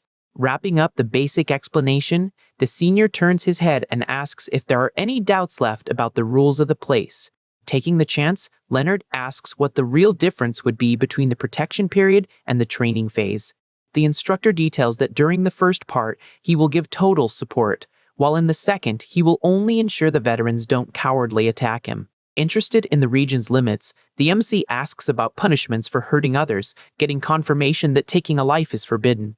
Satisfied with the answers, the young man takes the heavy backpack off his shoulders and asks the guide to evaluate the magical resources he got. The man is shocked when he opens the package and counts 3,000 low-tier spirit stones along with 100 elixirs for each magical attribute. Mentally, the senior finds it absurd for a member of the branch family to receive an amount that not even the direct elite usually gets. Not fully understanding, the boy looks at a floating stone and discovers it serves to expand the body's energy reserves. Hearing about the number of stages that material would cover, the reincarnated guy gets quite confused about the leveling system. Noticing the student's lack of knowledge, the knight decides to teach him how to identify a cultivator's official categories. Pointing out the technical details of the foundation, he reveals that martial artists in this world are divided into 5 major realms of power. Starting the detailed breakdown, Bradley reveals that the first step focuses purely on strengthening the physical body through training. The second stage allows one to use internally accumulated mana to release raw energy in the form of a powerful external aura. The third tier involves refining one's own individuality, being very hard to define since it varies drastically for each fighter. Moving up, the fourth category represents a higher state where the warrior's mental projections invade the real physical world.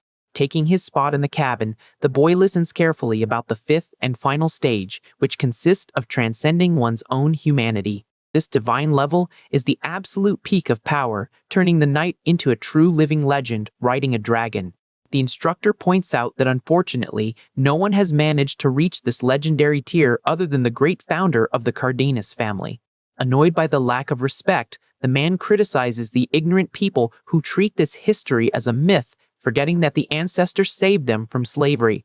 Quickly recovering his calm, he wraps up the theory lesson and declares that it is time to start the real training. Sitting on the rustic floor, the recruit receives instructions to use the resources to temper his muscles and expand his energy flow. The veteran guarantees the practice is quite simple, summarizing it all as merely absorbing the magical charge present in the minerals. Finishing the initial mission, the guide simply wishes him good luck and walks out the door, leaving the boy confused by such a rush. As soon as the wood slams shut, locking the exit, the MC is left alone in the dark, unable to believe the guidance was so short and vague. Accepting the bizarre situation, he scatters a bunch of glowing stones on the floor to start this so-called meditation process. Analyzing the ambient energy, the young man theorizes that the training should be easy, wondering if the absorption itself is the real challenge. Clenching his fist tightly, the youth concludes he got very lucky if the difficulty is based solely on the method of draining the energy.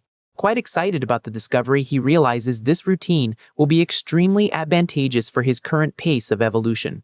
A few hours later, looking at the moon through the window, the hero starts to find that speed of progress way too weird. With the veins in his arm bulging full of raw power, the warrior wonders if advancing is supposed to be this absurdly fast. Sitting on the floor, he calculates that hitting the third stage in a few hours means he will reach the 5th level on the exact same day. Surrounded by the spent stones, the swordsman gives thanks for his past life's memories, since the operation is identical to the technique he already mastered. Breaking a cold sweat, he realizes that finishing a months-long challenge in just one day would raise suspicions, considering hiding in the mountains as a precaution. Remembering Commander Fabian's massive expectations, the recruit rethinks his strategy of trying to hide his own abilities. With a confident smile, the MC decides to master the ancient techniques right now, to perfectly play the role of an unparalleled genius. 1.5 months later, 3 veteran knights walk casually along a dirt trail in the middle of the dense forest. Passing by the old stone cabin, one of them comments in awe about the exaggerated amount of time the rookie has spent locked inside. His buddy deduces that the kid plans to stay isolated until he reaches the 5th stage, considering that the bare minimum needed not to bite the dust in the region. Sighing in frustration at his own weakness, the other partner asks them to hurry up and go fishing, claiming they cannot worry about beginners. Pushing through the woods, the leader warns they will have to spend their precious magic stones if they don't catch anything, lamenting the group's low level. Annoyed by the humiliating joke, the offended guy demands that they at least clear challenges meant for stronger monsters. The heavy wooden door of the cabin finally creaks open loudly, ending the rookie's long and mysterious retreat. Taking his first steps outside after a whole month, the boy lets out a deep sigh of relief and exhaustion. Right after, the reincarnated guy adjusts the collar of his sweaty shirt and wonders if he should ask for a real sword to train with. Finding the guide shortly after near the mountains, he makes the request and hears a surprised tone from the older man. The swordsman then explains that he needs to get used to an authentic blade instead of continuing to use wooden gear. Seeing the kid exuding so much confidence, the instructor finds that attitude a bit arrogant for someone completely inexperienced. Without any prior warning, Bradley kicks the ground hard and fires a brutal barrage of rocks toward the student. The senior gives a restrained smile upon noticing that the boulder shattered in midair before even touching the target. Impressed by the natural defense, the knight internally acknowledges that reaching the third stage in a single month is a terrifying feat. Determined to test the prodigy's limits, the veteran begins to release a colossal amount of red energy that covers his entire body. Casting a monstrous shadow, the guide advances threateningly, telling the apprentice to stop acting so cocky in front of his elders. Spooked by the immense crushing pressure, the hero instinctively steps back, realizing his current level wouldn't be enough to block that. But the man suddenly changes the attack's trajectory and simply tosses a sheathed sword to the youngster, telling him to stop being scared. Warning him to avoid doing anything crazy, the veteran points out he will charge him the cost if the weapon is lost, receiving a sincere thank you for the help. Gripping the new metal gear firmly, the MC casts a curious look and asks what happens if the blade breaks in combat. The instructor holds up a glowing stone, raising 2 fingers, and lets him know the boy will pay for the sword using that very same material, making it pretty clear-cut. Turning his back to leave through the woods, Bradley just wishes the rookie does his best.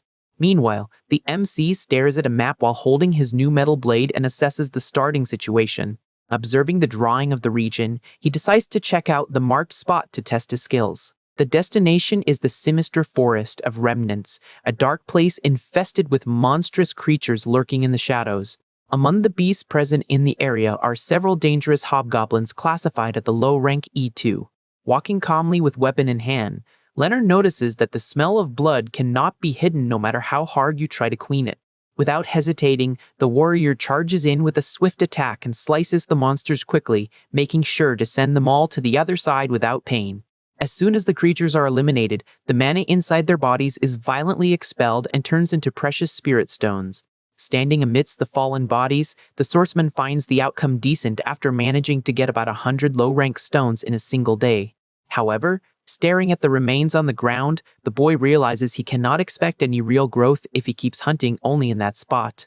After all, that isolated zone serves specifically as a habitat for the weaker monsters that were kicked out of the main food chain. Swiftly leaping through the branches amidst a dark rain, the young man catches a different scent in the air and suspects it to be a gnoll. With danger approaching, he grips the sword handle tightly and readies himself for immediate combat. Standing in the clearing, surrounded by a strong gale, the hero deduces that the beast is hiding its presence to treat him like easy prey. With his sword ready to strike, Leonard concludes that the enemy is totally underestimating him. Focusing his gaze seriously, the recruit taunts the hidden monster, calling it a mutt and telling it to just come fight already. Answering the insult, a huge canine beast charges down from above, growling fiercely straight at the boy. Keeping his cool, the MC unleashes a powerful slash bathed in blue energy that hits the creature dead on. The beast backs away, smoke rising from its injured body, while the kid tells the annoying animal to stop whining over nothing. Bleeding and drooling with rage, the savage monster glares at its opponent, showing that the showdown is far from over. At this, the swordsman adjusts his stance and decides he just needs to redirect the enemy's attack trajectory, using its monstrous strength against itself. Effortlessly, the young man agilely dodges a crushing charge that wrecks the ground, choosing to evade all the brute force strikes. Assessing the situation, the hero notes that the power of that creature is completely different from the intel he got about the species. He recalls that a regular goblin belongs to rank E1, while its evolution hits the E2 tier. Meanwhile, a normal gnoll is usually officially classified as a D1 threat. The reincarnated guy reflects that a monster's awakening usually ends after going through just a single evolution. Dodging another ferocious bite, he concludes that the beast in front of him is much stronger than a common D2 level. Fired up by the challenge of the beast revealing itself to be from the D3 category, the youngster accepts he has no choice but to fight for real. With a focused look, he decides to use that fight to shake the rust off his muscles after being inactive for so long. Totally spooked, the monster backs off upon seeing a massive explosion of blue aura erupting around its adversary's body. The absurd release of raw energy sweeps the forest floor and throws heavy rocks in all directions.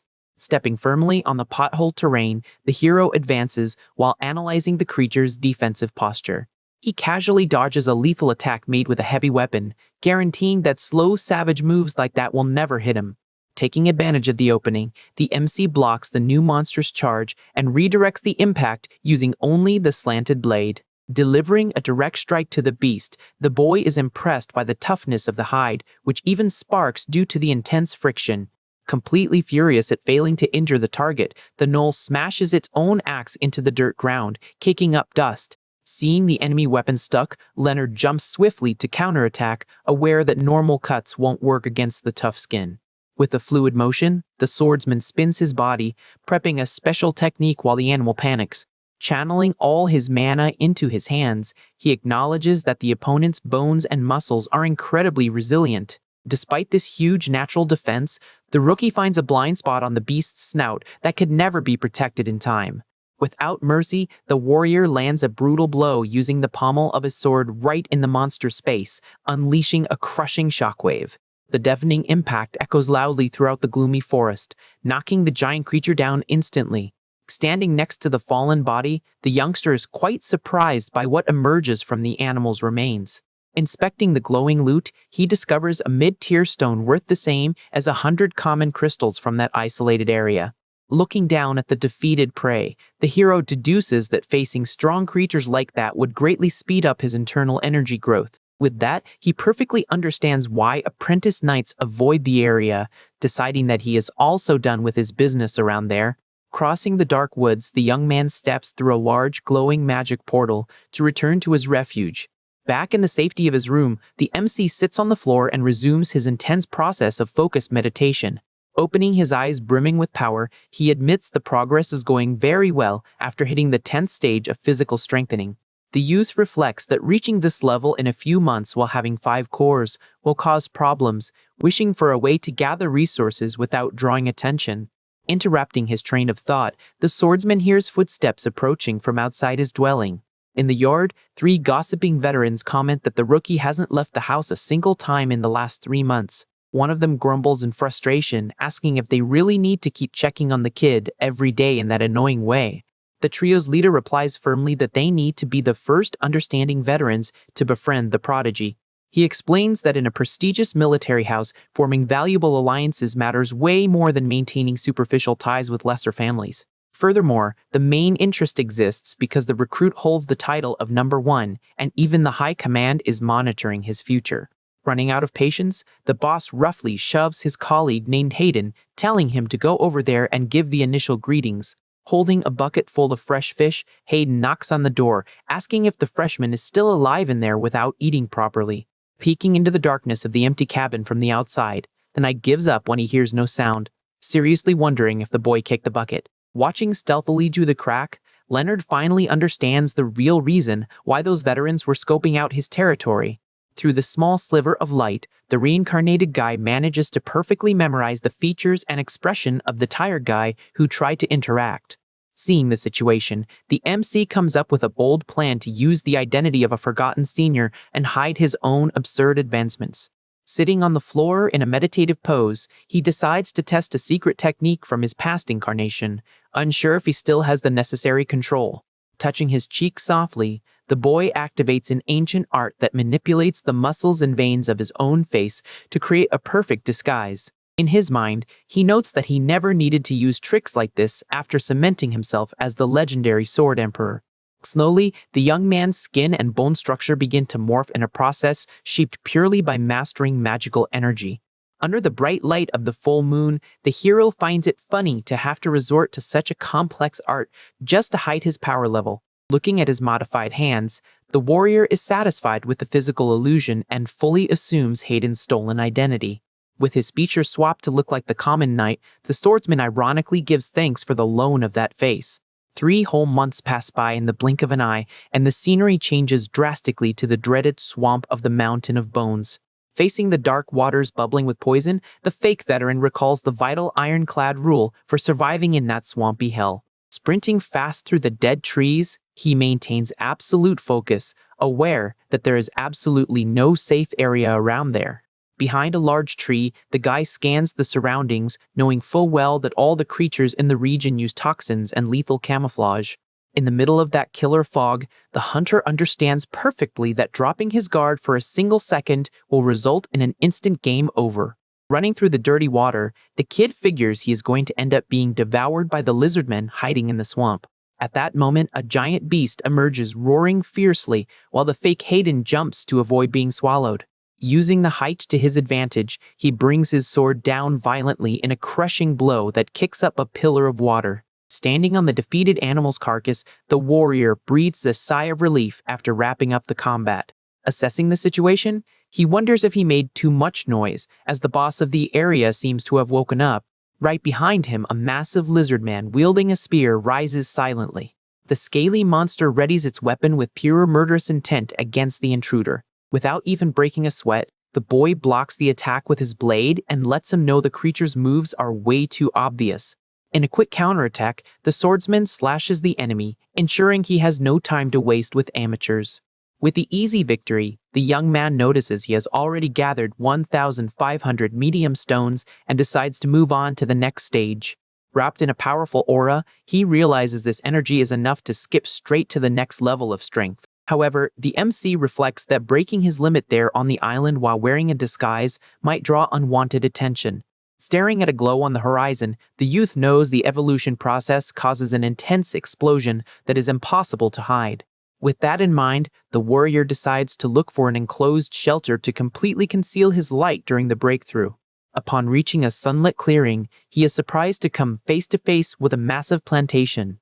Analyzing the magical spot, the guy's blown away by the absurd amount of high-level spiritual herbs growing there. A gigantic troll appears in the middle of the field, and the rookie deduces that the creature works as the area's guardian. Suddenly, the muscular monster turns its head, growling as it senses an approaching threat. Feeling the danger, the fake veteran quickly hides behind a rock to avoid being seen. Right after, the stone giant is bombarded by swift attacks that slice through the air. A canine beast covered in energy charges fiercely at the guardian, revealing itself to be a lycanthrope. The cave monster retaliates with a brutal punch, generating a powerful collision between the two giants. Watching the electric wolf, the MC wonders if this is just a simple turf war. He is amazed to see that beasts of that level can control the elements of nature so freely. Proving just that, the troll uses its magic to lift dozens of tons of dirt and rock in a single motion. Despite the crushing blow, the canine beast dodges everything in the blink of an eye using its electric speed. The brutal clash continues, completely destroying the surrounding environment without either side giving an inch. With rocks flying everywhere, the youth realizes this bloody battle is going to take a long time to finish. Taking advantage of the creature's distraction as they focus on fighting, he decides to sneak into the cave quietly. Near the dark entrance, the hero is certain that a valuable treasure awaits inside, protected by the troll. Stepping into the cave's interior, the swordsman notices that the sound of the battle has faded, making that the perfect hideout. However, the boy freezes upon coming across a massive golden tree glowing in the center of the hall. Completely shocked, he wonders if the monster outside was the one who cultivated all those precious herbs. Touching one of the plants, the guy finds it bizarre that he didn't feel all this energy while he was outside. Curious, he reaches out using his magic to investigate the environment thoroughly. Immediately, a magical barrier full of hexagons reveals itself, covering the entire protected place. With this, the MC finally understands that the force field was hiding the presence of the herbs. Staring at the surreal vegetation and the giant plant, he tries to figure out what kind of crazy treasure this is. Holding a golden leaf, the youth doubts a dumb monster even grasps the value of this discovery. Recognizing it as a super high-level item, he feels the urge to absorb it all right now to evolve. However, a chill runs down his spine when he realizes the owner of the house just arrived.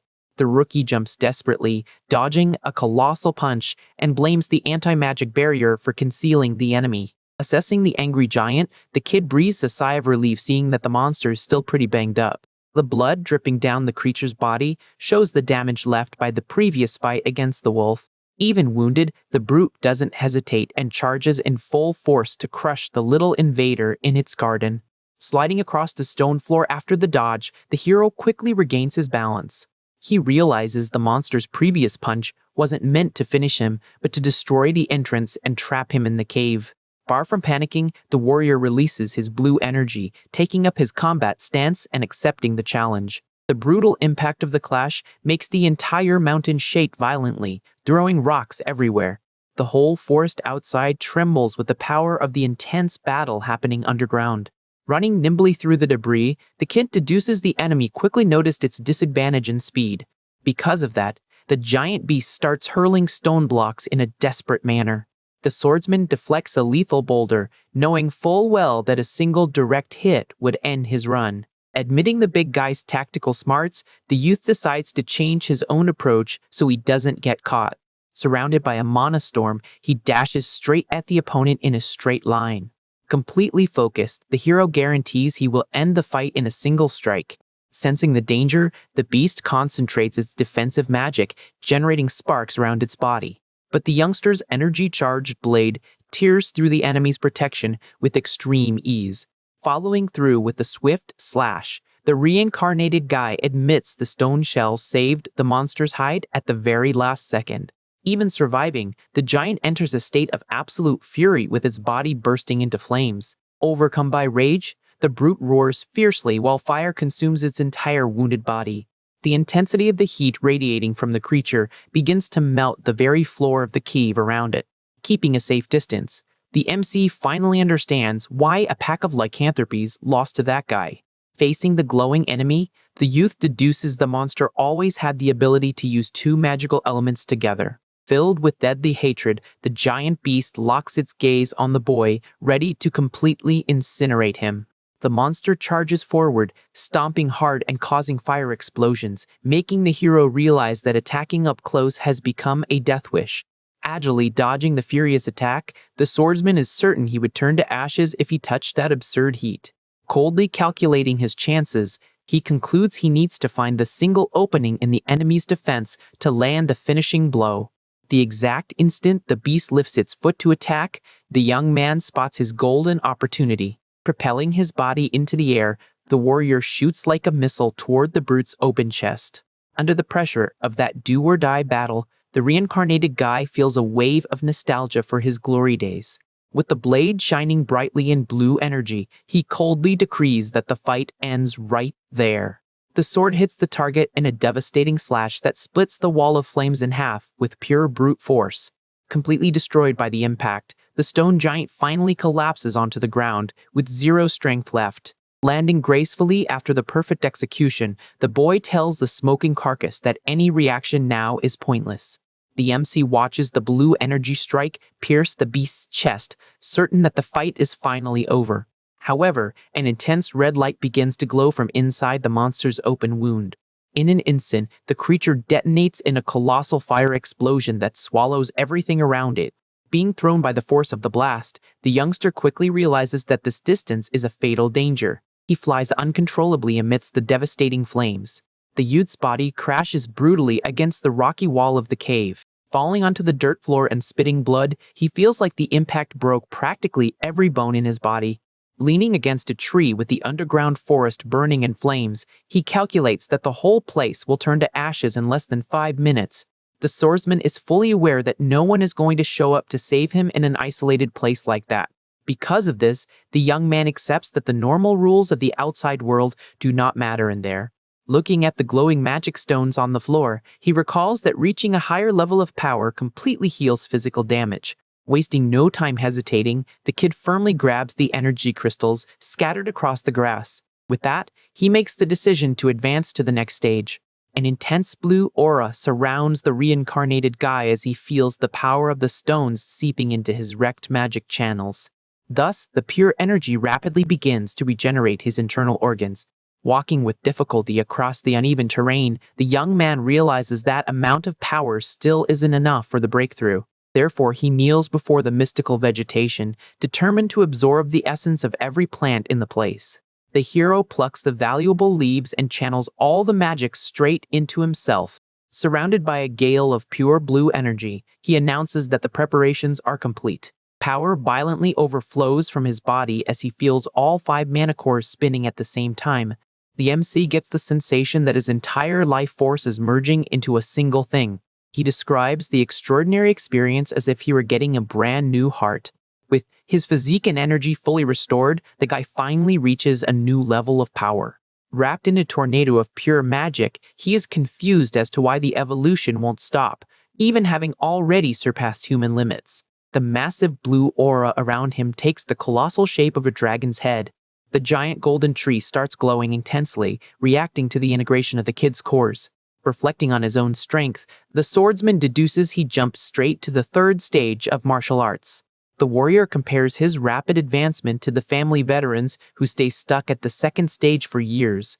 Leonard is certain that this absurd growth is going to cause a huge uproar among the clan members. Resting on the floor, the young man confirms he is healed and that his energy flow is running faster than ever. Standing up, the MC reflects in awe on how breaking a single limit yielded such absurd growth. Staring at the large tree, he tries to understand how he managed to survive the explosion without turning into barbecue. Paying attention to the scenery, the youngster notices a peculiar glow coming from one of the dead branches. Upon holding the small sphere, he notes that the light vanished, leaving only a mysterious fruit behind. With that, the youth concludes it was the immense spiritual energy of that place that acted as a shield against the monster's pillar of fire. Holding the mystical item, the hero feels a surprisingly natural and peaceful connection. Looking at the wreckage, he wonders if the plant ended up absorbing all the residual magic from the battle. Stashing the discovery in his bag, the boy promises to plant the seed again as payback for its saving his life. Already aware that he lost a lot of time, the swordsman tells himself he needs to head back fast before he raises suspicions. So, he dashes at full speed through the forest so he won't be late getting to camp. The force of his sprint shatters the rocks on the ground in the blink of an eye, demonstrating his new power. Running relieved, the reincarnated guy admits he overdid it a little and hopes this strength doesn't cause a fuss. As he approaches the training clearing, he observes the morning light breaking through the trees. Throwing on his wolfskin cloak in a hurry, the kid celebrates the fact that he arrived right on time. He figures explaining his current appearance would be awful, since he has been training with the veterans at that exact time for months. Peeking through the leaves, the young man scans the training area to ensure the coast is clear. Just ahead, 2 veterans walk up talking and notice the door to the restricted area has been opened. The men are startled by the kid's sudden appearance, and one of them cheerfully introduces himself as Ian. Keeping his manners, the MC gives a slight bow and calmly states his own name. Holding a wooden sword, the big guy asks if the rookie ran into any walls in his training and invites him for a friendly spar. Even with the other veteran thinking the idea is too sudden, the hero readily accepts the challenge, stating it would be a pleasure to learn. Laughing at the confident reply, Ian fixes his hair and lets him know there's no way to turn down a request like that. With a cocky stance, the knight promises to show him practically what it means to be a true member of the Cardenas family. However, the man's smug expression instantly changes into a face of pure confusion. Without even understanding what happened, the veteran is sent flying by a swift attack, being defeated in a single perfect move. Spooked by the quick beatdown, the second guy sits on the ground and gives up the fight right then and there. The training session continues intensely, with the reincarnated guy perfectly dodging a furious sequence of attacks from his opponent. Annoyed by his own ineffectiveness, the rival grumbles that this skill level is absurd for a mere rookie. Taking advantage of the enemy's frustration, the MC lands a powerful blow that launches the man straight into the air. The impact of the attack is so violent that the wooden sword used for defense starts throwing off bright magical sparks. Overcome by panic, Ian yells at his partner, asking why the idiot resorted to using mana in a basic sparring session. The veteran runs over worriedly, asking the youth if he is okay, and only gets a calm confirmation in response. Showing his own hand covered in a blue aura, the young man apologizes for instinctively activating his defense magic against the attack. The hero inspects the slight wound on his palm and confirms that merely blocking the opponent's charged blade already does some good damage. Excited by the discovery, he concludes that pure mastery of the sword isn't the only absolute force in that world. The reincarnated guy explains he intended to return the favor by serving as a sparring partner, but admits he still has a lot to learn. With a respectful posture, the swordsman states he is looking forward to their next bouts. Bathed in the morning sunlight, the warrior shows his excitement and declares that fighting older guys is going to be a lot of fun. Surprised by the attitude, Ian questions if the kid really wants to keep going with this, receiving immediate confirmation. At that moment, the defeated partner returns fully geared up and lets them know the evening session will have to be cancelled. Noticing the man's heavy armor, the MC asks if the team is being sent on a real combat mission. The knight asks if the rookie heard about the colossal explosion on the mountain, while the boy hides his own magic behind his back so he won't become a suspect. Letting out a heavy sigh, the guard reports that a high-level lycanthrope and a troll had a violent turf war. He details the gruesome scene, describing how the big guy was charred and the canine beast ended up completely skinned. Faced with the destruction investigated by the cavalry, the soldier deduces the area has now been invaded by weak monsters, taking advantage of the chaos. Ian gives a heads up that the team is heading out to clean up the mess from the night training and tells the rookie to rest, since he doesn't have the level for real combat. With that, the veteran points his wooden sword and says he has a gift prepared. He tosses a bundle of normal swords on the ground, guessing the kid broke several practice blades and that those will come in real handy. Leonard thanks him for the help, while the big guy jokingly asks not to be forgotten when the young man gets famous. Walking backward, the guard warns the youth not to go wandering around aimlessly, since knowing how to fight doesn't solve everything in the swamps. The MC takes the hint and concludes the commotion mobilized the entire guard, which makes any slip-up pretty dangerous. However, he quickly realizes that this general distraction is the perfect opportunity. Sprinting through the forest wearing a cloak, the kid calculates he can act more boldly, even knowing certain techniques carry a huge risk. The real problem would be bumping into the family soldiers while wearing that suspicious disguise, which would cause a massive misunderstanding. Therefore, the reincarnated guy decides to use the monster skin to his advantage, capitalizing on everyone's attention being focused on a single spot. Leaping from a cliff in the jungle, he celebrates the golden chance to move around without any restrictions. Landing smoothly on the ground, the swordsman locks his objective on the opposite side of the training field. The time has come to finally explore the isolated plains region. Walking casually across the rocky terrain, the young man notices the environment is way too quiet. He perfectly senses a heavy murderous intent coming from the fog, but finds it very weird not to suffer an immediate attack. Standing on the stone plain, the kid deduces the hidden threat simply backed off, but standing around there would be a pure waste of time.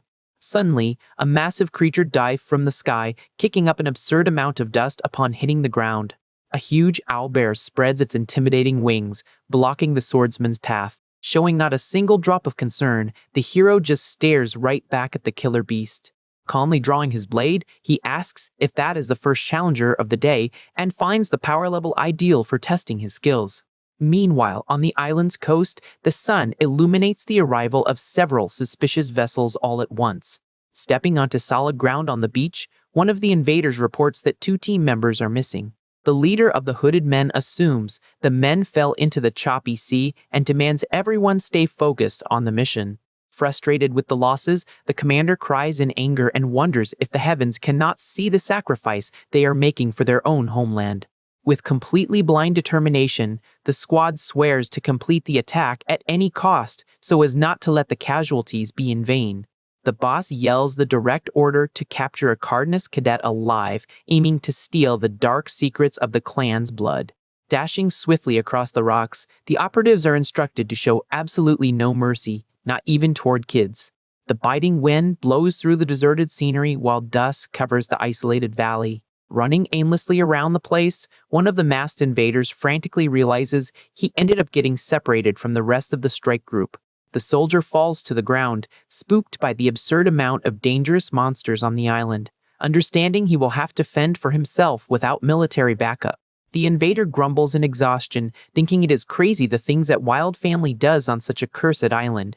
Moving forward very carefully, he feels relieved upon noticing that the beasts completely vanished when he entered that deeper region. Soon, he happily concludes that some soldier must have already cleared the area, which will make sneaking in a whole lot easier. Spotting a monstrous carcass from afar, the attacker recognizes the strong creature and boosts his own ego, thinking he would beat the beast easily. The hooded soldier picks up the pace with his daggers ready in hand to get closer and investigate. Coming to a screeching halt near the giant head, he gets a little spooked, noticing the completely wrecked state of the beast. Instinctively backing away the very next second, the spy begins to suspect he is not walking alone through the rocky valley. Panic fully sets in when he turns his head and finds dozens of torn-up beasts, completely baffled by the level of strength involved in the takedown. Suddenly, a blade slices through the air, and the masked man blocks the dangerous strike out of pure survival instinct, demanding the attacker show himself. Landing with a firm stance right behind the invader, the MC sarcastically points out that this is his line. The intruder's eyes widen in sheer shock upon hearing the unexpected voice from so close. Holding his own throat, aching from the recoil of the block, the soldier tries once more to demand answers from the kid. Boiling with blue magic energy in his arm, Leonard makes fun of his rival's choking and warns that he will find out the truth the hard way. Annoyed by the mockery in his sore throat, the masked man grits his teeth in silent anger. Without wasting a single second, the young man bursts into a quick dash, fiercely clashing swords to push the enemy away. Swinging the sword upward, the boy notices the strong battle intent on his rival's weapon and confirms he does not need to hold back his own strength. A rain of intense slashes happens almost invisibly, blasting magic all over the rocks. Forced to defend with everything he has got, the operative cannot believe he is getting a hard time from a rookie kid with a sword. The energy of the clash sends both warriors sliding dangerously along the rocky cliff wall. Regaining their balance mid-air, they clash blades head-on again with a deafening impact. The hero checks the little damage caused and finds out that the purple protection on the invader's gear prevented a truly deep cut. Gaining some distance, the villain launches a fierce barrage of magical chains straight at his opponent's face. Taking on the aura of a giant golden snake, the spy hates having to use his trump card on a kid, but understands that if he does not go all out, he will be finished quickly. The reincarnated boy dodges the attack without a single scratch and mocks the sneaky technique, comparing it to cowardly snake strikes. Advancing without backing down a single inch, the swordsman warns that the guy's stance is way too messy and the weapon's path is super obvious. The two clash face to face again, with the masked man mocking that the cadet has no experience with real fighters, only monsters.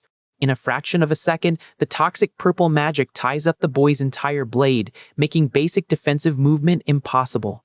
With a smug smile about the trap, the enemy celebrates his sure victory, thinking the boy will run away unarmed in fear. Tossing his own sword aside, the hero does not back down and immediately follows up with a clean punch in a totally unexpected way.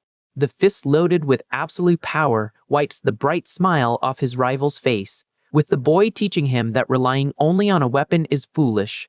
The massive punch crushes the defense, breaking the purple chains right then and there, throwing the invader completely disoriented across the stone floor. Coughing heavily in defeat, the spy cannot accept that a kid hit so hard and thinks he has already awakened the clan's demonic powers. Much calmer, the boy demands the tied-up prisoner's attention and informs him that his body is useless now, and his survival depends solely on mercy. Glaring at the rookie with a battered look, the man calls the fighter a coward while the rope secures the rest of his movement. Even pinned down, the invader swears there is no forgiveness for the humiliations caused by that disgusting power of the enemy bloodline. The swordsman listens to the whole drama show without changing his bored expression. Pointing his hand straight at the villain's broken knife, the young man exposes the stupidity of his rival who uses a stealth support item and then complains about cheap shots. Blinded by his own anger, the masked man shoots back that the ends justify the means and that everyone around the whole world hates the cursed powers of Cardenas. With his hands trembling, tied tight by the ropes, the guy boils in unbreakable stubbornness. Screaming and sweating, he tells the cadet to end that joke once and for all by taking him out. Shooting a scary look of superiority, the hero asserts his presence, pointing out that the defeated guy lost even the right to ask to be finished off quickly. The spy spits insults, warning he would rather face hardships than help, and attacks the reincarnated boy for his tainted blood again. Surprisingly pulling out the reddish magic artifact he swiped, the young man questions what the exact limit of this intolerance toward the whole clan is. showing his own bruised fingers, the MC points out that the same destructive force flows equally in both of them now. Reminded of the monstrous castle of the military top brass, the prisoner warns the rookie that the nobles there are not human, and strength beyond the limit points to dangerous freaks. Leonard observes the red gem and notes that the prisoner knows quite a lot about the dark subject involving his clan. Demanding immediate answers, the invader questions the existence of bizarre secrets running in the hero's bloodline. He yells, asking the reason why even the branch families are not out of the country, since a worthy ancestor would not need to hide like this. Very calmly, the young man asks if the Cardenas' power causes so much envy that it makes them throw their knight's honor in the trash just to kidnap kids. With that, the boy coldly warns that finding out these secrets will change absolutely nothing for border town folks with no strength or honor. Staring right at the tied-up enemy up close, the MC questions if the guy can even look at his own ancestors while keeping this pathetic appearance. Boiling with hatred over the humiliation, the operative tells the rookie to tone it down and asks if that is a useless attempt at an insult. Naturally, the swordsman deduces that the man came from Greece, leaving the intruder in utter shock for being figured out so easily. Explaining the situation, the reincarnated boy comments that a troubled mind ends up forgetting even the obvious during an argument. The soldier is left totally speechless upon realizing he accidentally gave away his own origin in the heat of the moment.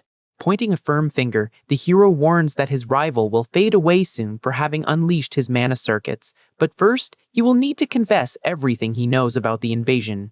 Cruces was a small kingdom in the western region, known in the past as the glorious Holy Land of Knights.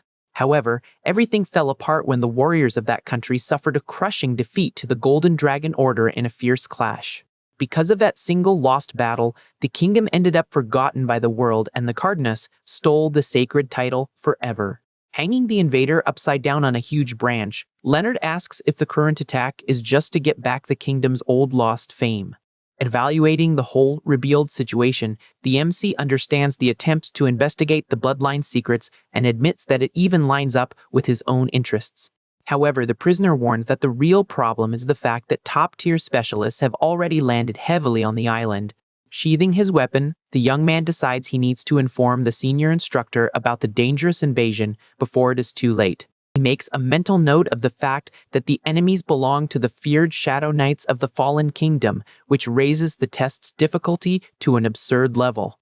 Turning his back on the hanging enemy, the boy concludes that the threat is way too heavy for trainees to handle alone and could result in a total disaster. Looking at his own hand, the swordsman notes that he is still at a basic level of copying his old techniques and needs to train his foundation a lot more. Looking at the vastness of the island below, the reincarnated boy assures himself that his current strength will be enough to sort out this isolated mess. Picking up the items left on the ground, he warns the captured intruder that he is going to confiscate all the magic tools just in case. Tossing the defeated man's body over his shoulder with no trouble, the hero ironically asks if the guy has any complaints about the robbery. Far away from there, the cadets' training camp remains peacefully set up in the middle of the dark forest. Walking through the safe zone, Ian lets out a sigh of relief for finally getting some free time after the sudden night summons. One of the classmates prays for no more disasters to happen during the test and quickly draws the leader's attention to something weird up ahead. The rookie group stops dead in their tracks, completely freaked out upon spotting a body thrown on the rock, wrapped in flames of magic energy. Seeing the pathetic state of the passed-out invader, Ian immediately orders someone to run and call the instructor in charge of the base. Staring at the grim details of the injury, the cadet leader freezes in shock at the sudden discovery near the tents. Analyzing the marks on the prisoner, Ian recognizes the damage done by an aura blade, a technique restricted to swordmasters in actual combat. Carefully reading the note pinned to the battered body, the veteran concludes that the info written there by the mysterious attacker is absolutely true. The paper holds a detailed confession from the invader, supposedly written out of guilt after attacking the unprotected kids of the forest island. The grim warning reveals that the enemy army is led by a transcendent specialist and that elite veterans are marching straight to wipe out the trainees. Breaking into a cold sweat, the guy understands they could defend themselves by gathering all the camp's forces, but the impossible danger to beat is exactly the rival leader's absurd power. Without wasting a second, the base commander orders the maximum emergency alarm to be sounded across the entire island all at once. At that very instant, red fireworks tear through the sky above the architectural facilities, marking the start of the invasion. The cadets start running frantically with their weapons through the barracks streets, trying to form a defensive squad as fast as possible. Watching all the movement from a high spot, Leonard figures out the instructor's strategy of gathering all the isolated troops into a single defense block. Standing before the scared battalion, Ian warns that the red signal is real and demands absolute focus from every recruit present there so they can survive. He reveals to the silent crowd that cruel intruders have invaded the training grounds with a simply overwhelming military force. The leader details that the enemy counts on 30 warriors who have passed the 8th stage of power and a swordmaster at an absolute transcendent level. Demanding a reality check, he asks the troops to remember Commander Fabian's indescribable strength so they understand the approaching danger. With that, the veteran harshly explains that guys of that tier are walking natural disasters where the sheer number of weak soldiers makes zero difference. Putting the cards on the table, Ian tells the youngsters to choose if they would rather activate the spatial gate to escape the island and wait for the family's reinforcements in total safety. Or else, the group can decide to clash head-on with the threat and fight for the clan's honor right there, bearing all the severe consequences. Watching the drama from afar, Leonard reflects that the fierce combat will be a unique experience for the rookies if they manage to make it out in one piece. The hero admits to himself that he would not judge anyone as a coward if they preferred to run from an enemy so far beyond their own limit. Surprising the heavy silence, one of the kids raises his fist with blind determination and shouts that he is staying on the field to fight. The spirit of bravery spreads to everyone, with the other cadets drawing their weapons and swearing to show the results of the hard work they put in. Seeing the team's unity in the face of extreme danger, the reincarnated boy gains a new level of respect for the courage of the underdog class. The roaring war cry echoes unanimously through the walls of the entire camp, confirming their decision to sweat and bleed to defend the pride of their name. Quickly, the massive formation of trainees lines up in perfect combat stance, awaiting the next direct orders. Impressed with their stance, Ian praises everyone's courage, but warns that bravery does not defeat a swordmaster, ordering them to call Commander Fabian as the main backup. While the official distress call is sent to the higher-ups, the troop gets the heads-up to set up heavy guard at the dense forest entrance. Far from all this loud prep work, the MC enters a dirt hole he dug in secret himself, shocked he had to use the hideout so soon. Classified as a weak target for priority evacuation by the system, he uses this isolated time in the cave to analyze the magic gear swiped from that spy. Pinching a green stone ring between his fingertips, the swordsman examines the vibrant gem very carefully, looking for the spell's correct function. In a swift move, the boy rips his own protection necklace off his neck, snapping the silver chain with zero pity for the Academy's artifact. Right after that, he squeezes the foreign ring until the crystal material completely cracks in his hand, unlocking the stone's hidden feature. Analyzing the energy flow inside his own chest, Leonard confirms that his special heart is blocking outside mana, which makes the tools useless on him. However, the boy notices that the only piece still useful in his inventory is the communication flare he learned to track with the 30th soldier earlier. Clipping the shiny amulet to his uniform shirt collar, the guy plans to use the item both to set up ambushes and act as the perfect bait. Leaping swiftly from the dark hideout into the open woods, the hero understands very well that the one mistake that could end his run is crossing paths with the enemy swordmaster. Dashing down the soft dirt trail, he promises to clear the area before the intruders cause any real damage to the training island's defenses. During his stealthy advance, the red gem starts beeping, revealing a cry for help from the invaders at a rank way too low to be the master operative. The boy gets hyped noticing the light constantly flashing, becoming certain that the rival group still identifies him as an ally thanks to the stolen tracker. Focusing his route on the emergency spot, the MC runs at an impressive speed to crush the enemies while their communication is vulnerable. Arriving at the edge of a desolate rocky valley, the scenery shakes with heavy rumbles of spells being fired with zero control. A gigantic wave of destructive purple energy sweeps the battlefield, completely wrecking the stone bottom of the canyon and kicking up an insane amount of dust. With the impact of this fierce attack, one of the hooded invaders is thrown violently backward, cursing the abnormal power of the Cardina's bloodline and pure hatred. Trying to survive the crushing blows, the masked crew realizes in utter panic that they are facing a rank A monstrous manticore completely out of control head-on. The squad leader yells, demanding everyone ignore the beast and make a run straight for the main objective, relieved to announce that a tracked ally is coming to help with the getaway. Calculating their slim chances of winning amid the chaos, another soldier suggests using this incoming backup to take down the beast once and for all together. However, their fake optimism turns into a disaster the second that so-called ally slashes the group from behind without showing an ounce of mercy. Taking advantage of the chaos on the field, Leonard unleashes his fierce electric strikes, taking down 3 enemies all at once. In total despair, one of the operatives backs away, trying to understand how the kid manages to master that kind of technique. With a mocking tone, the MC explains that it only took a little taunting to squeeze out secrets and calls the rival organization pathetic. Boiling with anger over the humiliation, the intruder charges full speed, calling the hero a despicable jerk. At that, the young swordsman keeps an unshakable stance, warning that the rival let his emotions completely blind him. Without hesitating for a single second, Leonard slashes the soldier from top to bottom in a devastating vertical strike. Seeing the wipeout, another squad member mourns the loss, calling his own buddies idiots. The reincarnated boy calmly turns around and asks if the survivor forgot what they were really fighting against there. Right behind them, the monstrous manticore waits for the perfect moment to crush anyone left standing. Taking advantage of the grim distraction, the last soldier runs away, leaving the cadet all alone with the A-tier creature. Staring down the monster, the boy questions its true nature, noticing that the beast's brute strength does not match the face it shows. The freakish beast answers the doubt by unleashing a scary aura all over its body. Quite surprised, the hero reflects on how absurd it is to find a beast of that size capable of speaking the human language. The chimera admits it will be finished if it fights there. With that, the boy is impressed by the target's ability to measure its opponent's strength.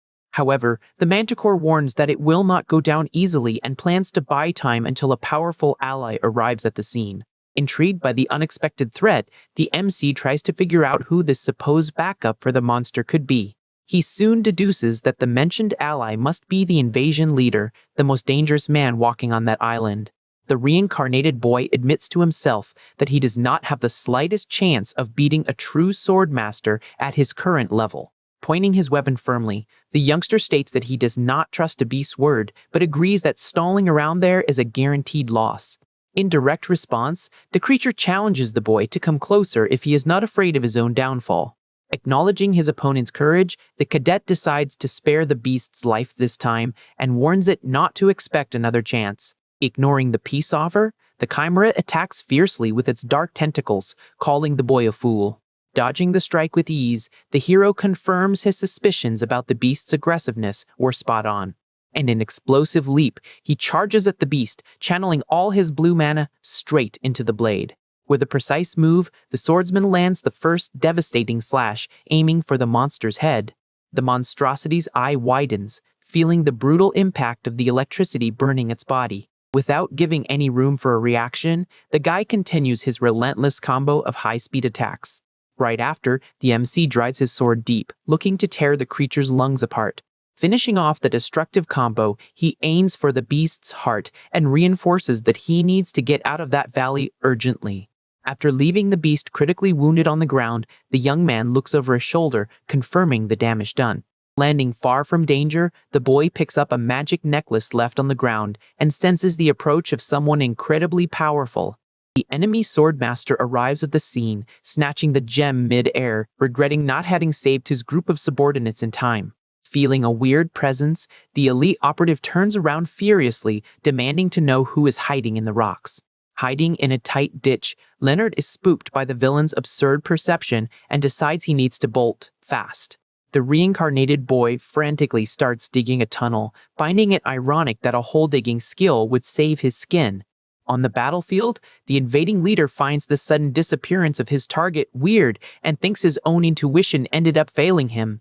He mutters to himself that his instincts must be off because of all the annoying flaws in the invasion plan. Looking at the allied bodies scattered across the rocks, the master promises that this ultimate sacrifice will not be in vain.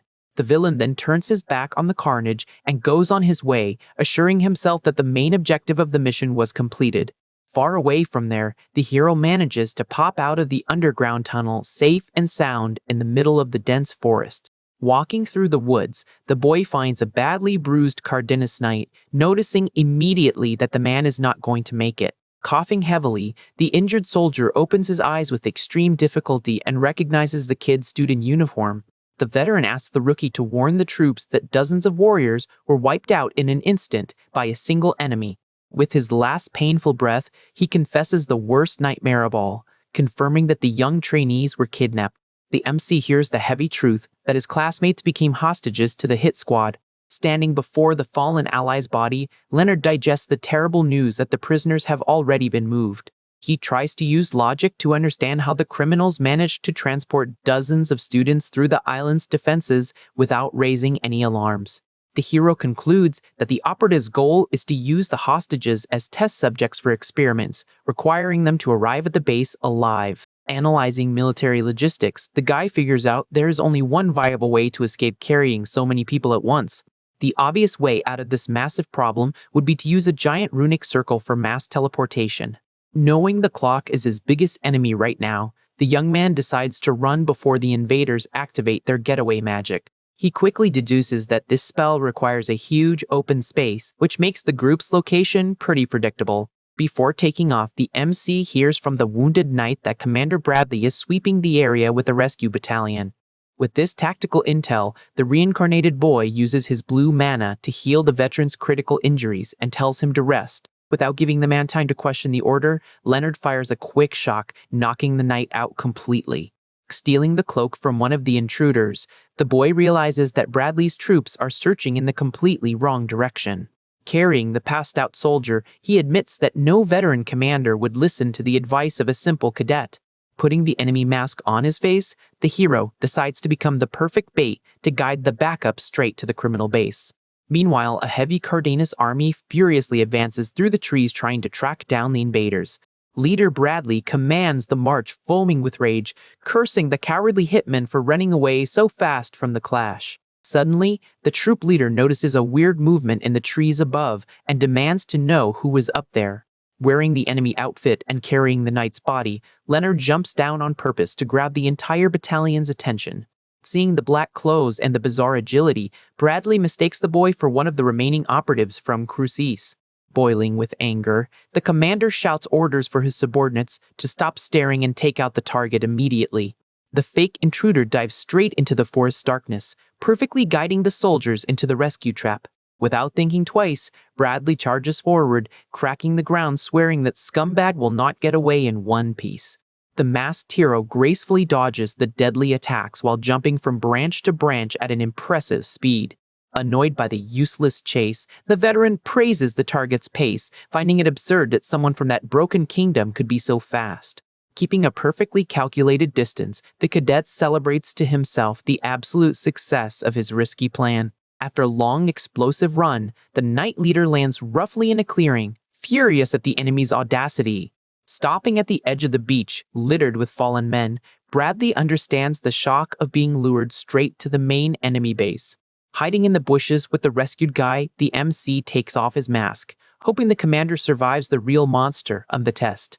Walking calmly across the dark sand, the enemy swordmaster praises the soldier's arrival and tells him not to be in a rush to meet his maker. Staring down the invasion leader, the veteran demands to know if that guy is the one to blame for the cowardly carnage at the camp. With an extremely mocking tone, the villain draws his blade, telling the knight to surrender, promising that no one is getting off the island in one piece. Mocking the situation, the villain asks if the veteran really thought they would land on the island without a plan. With a swift strike, he pushes the knight violently and warns that his opponent is already defeated.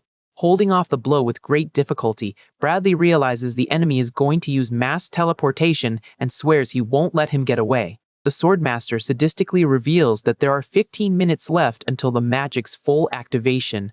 Firing a colossal blast of green energy, the invading leader tells the soldier to struggle all he wants until time runs out.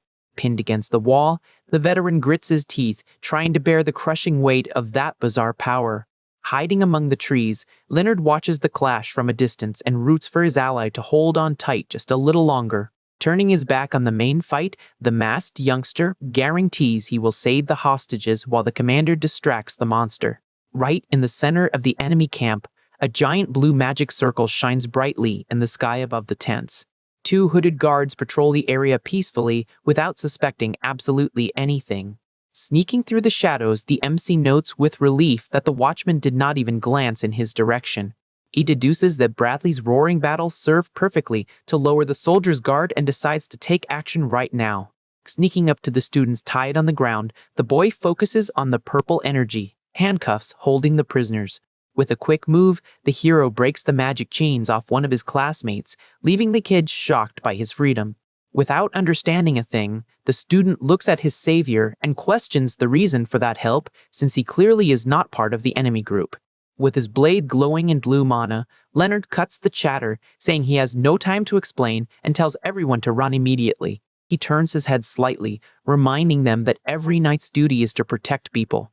Moved by the hero's attitude, the freed hostages take a deep bow, thanking him from the bottom of their hearts for the rescue.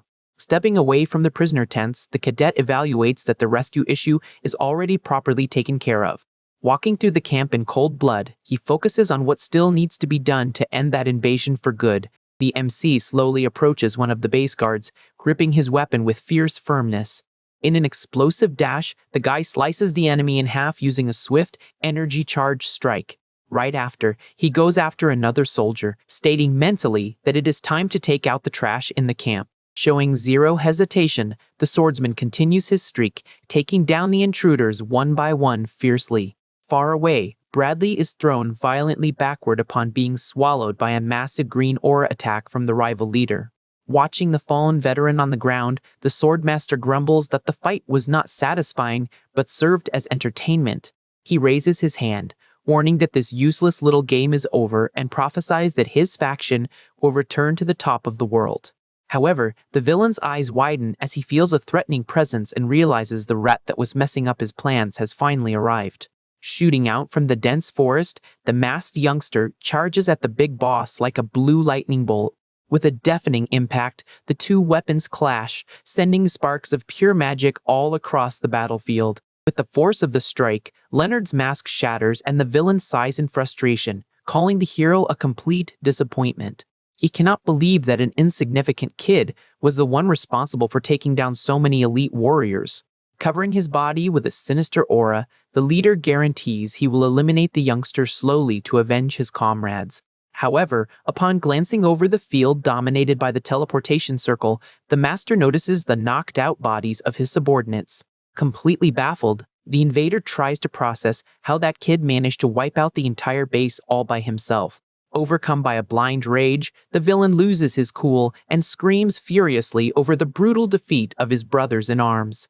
He launches a devastating slash at the MC, promising to tear the Cardenas demon into 1,000 pieces. Dodging the skill by a hair, the cadet admits that a master's level is absurd and that he will have to use his trump card way too early. While the enemy drops from the sky screaming for him to meet his end, the reincarnated boy focuses his mana to materialize a pure aura blade. The leader backs away terrified, without understanding how a simple student has the ability to manifest such an advanced technique. Holding his glowing sword, the hero coldly replies that the secret behind his skills is nobody's business. In a new colossal clash between the two, the boy calculates he can only hold this form for 3 minutes, and needs to wrap this up right now. Completely out of his mind, the villain attacks non-stop, firing off lethal threats with every brutal move. Defending the lunges with extreme calm, the MC realizes the enemy lost his mind and that the fight became easy to control. Creating distance strategically, the boy leaves his guard wide open on purpose, while the master thinks he found the opening for a counterattack. Analyzing the enemy pattern, the cadet decides to close the gap bit by bit, while gracefully dodging the heavy blows. At that moment, the leader maliciously warns he got the target, leaving the boy totally shocked by the trick. Pulling out a hidden claw in his glove, the villain reveals the weapon is dipped in a terrible poison where a mere drop is fatal. He mocks him, explaining that the toxin will reach the kid's heart in seconds and completely destroy his magic flow.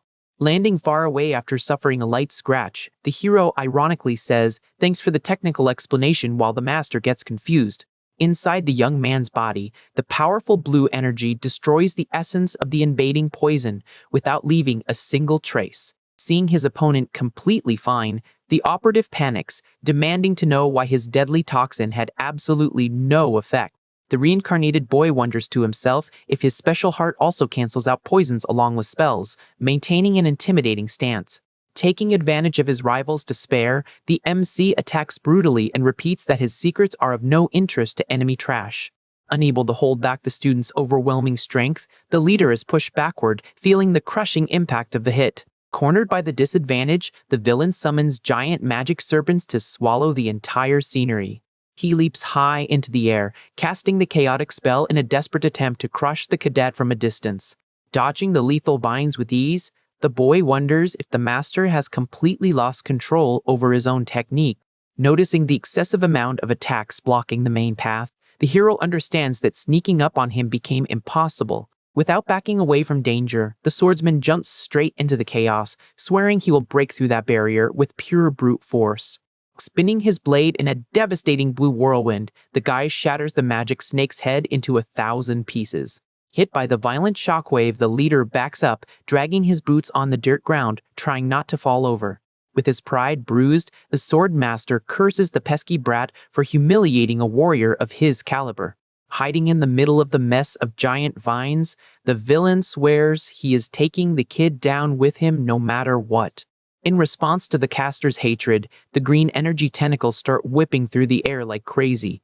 Running toward the enemy, the hero notes that the operative is pushing the limits of his own mana in a reckless attack. Using the green branches as a platform, the cadet moves forward, stating that all that flashy magic is nothing but cheap bait. In a quick dive, he slices through the spells along the way, focusing only on keeping calm and cutting down his opponent swiftly. Focusing all his remaining energy straight into the sword, the MC executes precise strikes to clear his vision. He destroys the last defenses of the rival technique without losing the speed of his blazing advance through the air. Spotting the master's unprotected body right up ahead, the boy celebrates that the target is finally in perfect range. The youngster shoots like a bullet and tries to pierce the villain's chest with a fierce thrust. To the hero's surprise, a magic device hidden in the armor triggers, creating a shock shield instantly. The defensive blast throws the kid violently backward as he tries to process that the coward still had another trick up his sleeve. Taking advantage of the sudden stun, the leader grabs the student's shirt, mocking how the little hero got careless at the very end. The leader mocks him, asking if the hero thought he was just blindly throwing magic around, and reveals he was expecting him to get close from the start. Grabbing his opponent with a sinister green aura, the villain warns that the kid's luck ran out and tells him it is game over. However, Bradley gets up behind him exuding an intense red magic and warns that this is not going to happen. In the blink of an eye, the veteran fires a colossal slashing attack toward the hitman. Completely terrified, the master freaks out without understanding who fired that out of nowhere. The strike hits the invader dead on from behind, serving as payback for the fallen soldiers. Coughing up a storm, the leader questions if the hero really wanted to take him down that badly to serve as bait. The cadet confirms that the enemy got so focused on him that he didn't even notice the mission commander approaching. Landing smoothly on the battlefield, the instructor apologizes for being late. He praises the student's insane growth in such a short time and thanks him for saving his comrade. As the other knights arrive in the area, the veteran lets him know he has several questions to ask. But the MC interrupts him on the spot, asking if they can talk only after he gets some sleep. Understanding the boy's exhaustion, the superior agrees and tells him to rest easy. Right after that, the commander's face switches to a dead serious expression. Focusing on the invader bound in magic chains, he guarantees he will start by clearing that trash out of there. Even defeated, the leader mutters that this is not over by a long shot. Hearing the threat, the commander realizes there is something very wrong going on. Without wasting time, the veteran attacks full force, stating that everything ends right there. At that instant, the hitman's body collapses while a weird energy pushes the MC backward. Surprised by the trick, the instructor finally understands who the real target was from the very start. Grabbing the cadet with his magic form, the villain swears he is dragging the kid along with him to the end. A massive pillar of light swallows the two of them in an instant teleportation spell.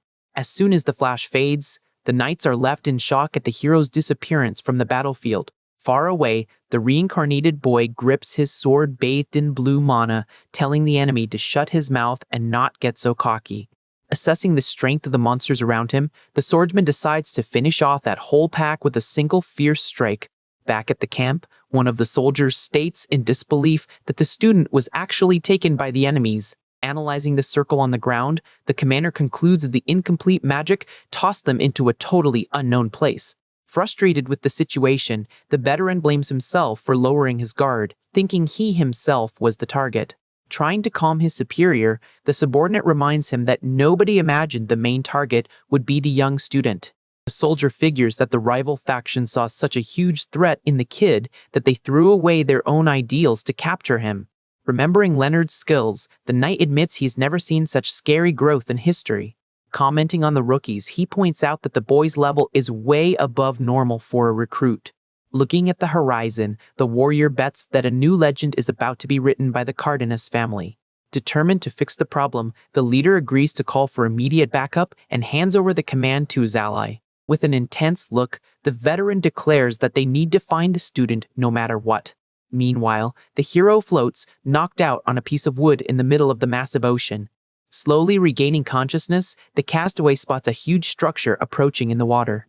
Smelling the sea and feeling the constant rocking, the guy finally realizes he is being rescued by a ship. Suddenly, a redhead girl bursts through the room's door, cheering that the patient woke up. With a demanding stance, she warns she has thousands of questions and demands answers in exchange for saving his life. Changing moods quickly, the captain introduces herself as Frances and asks the rescued boy's name in a friendly way.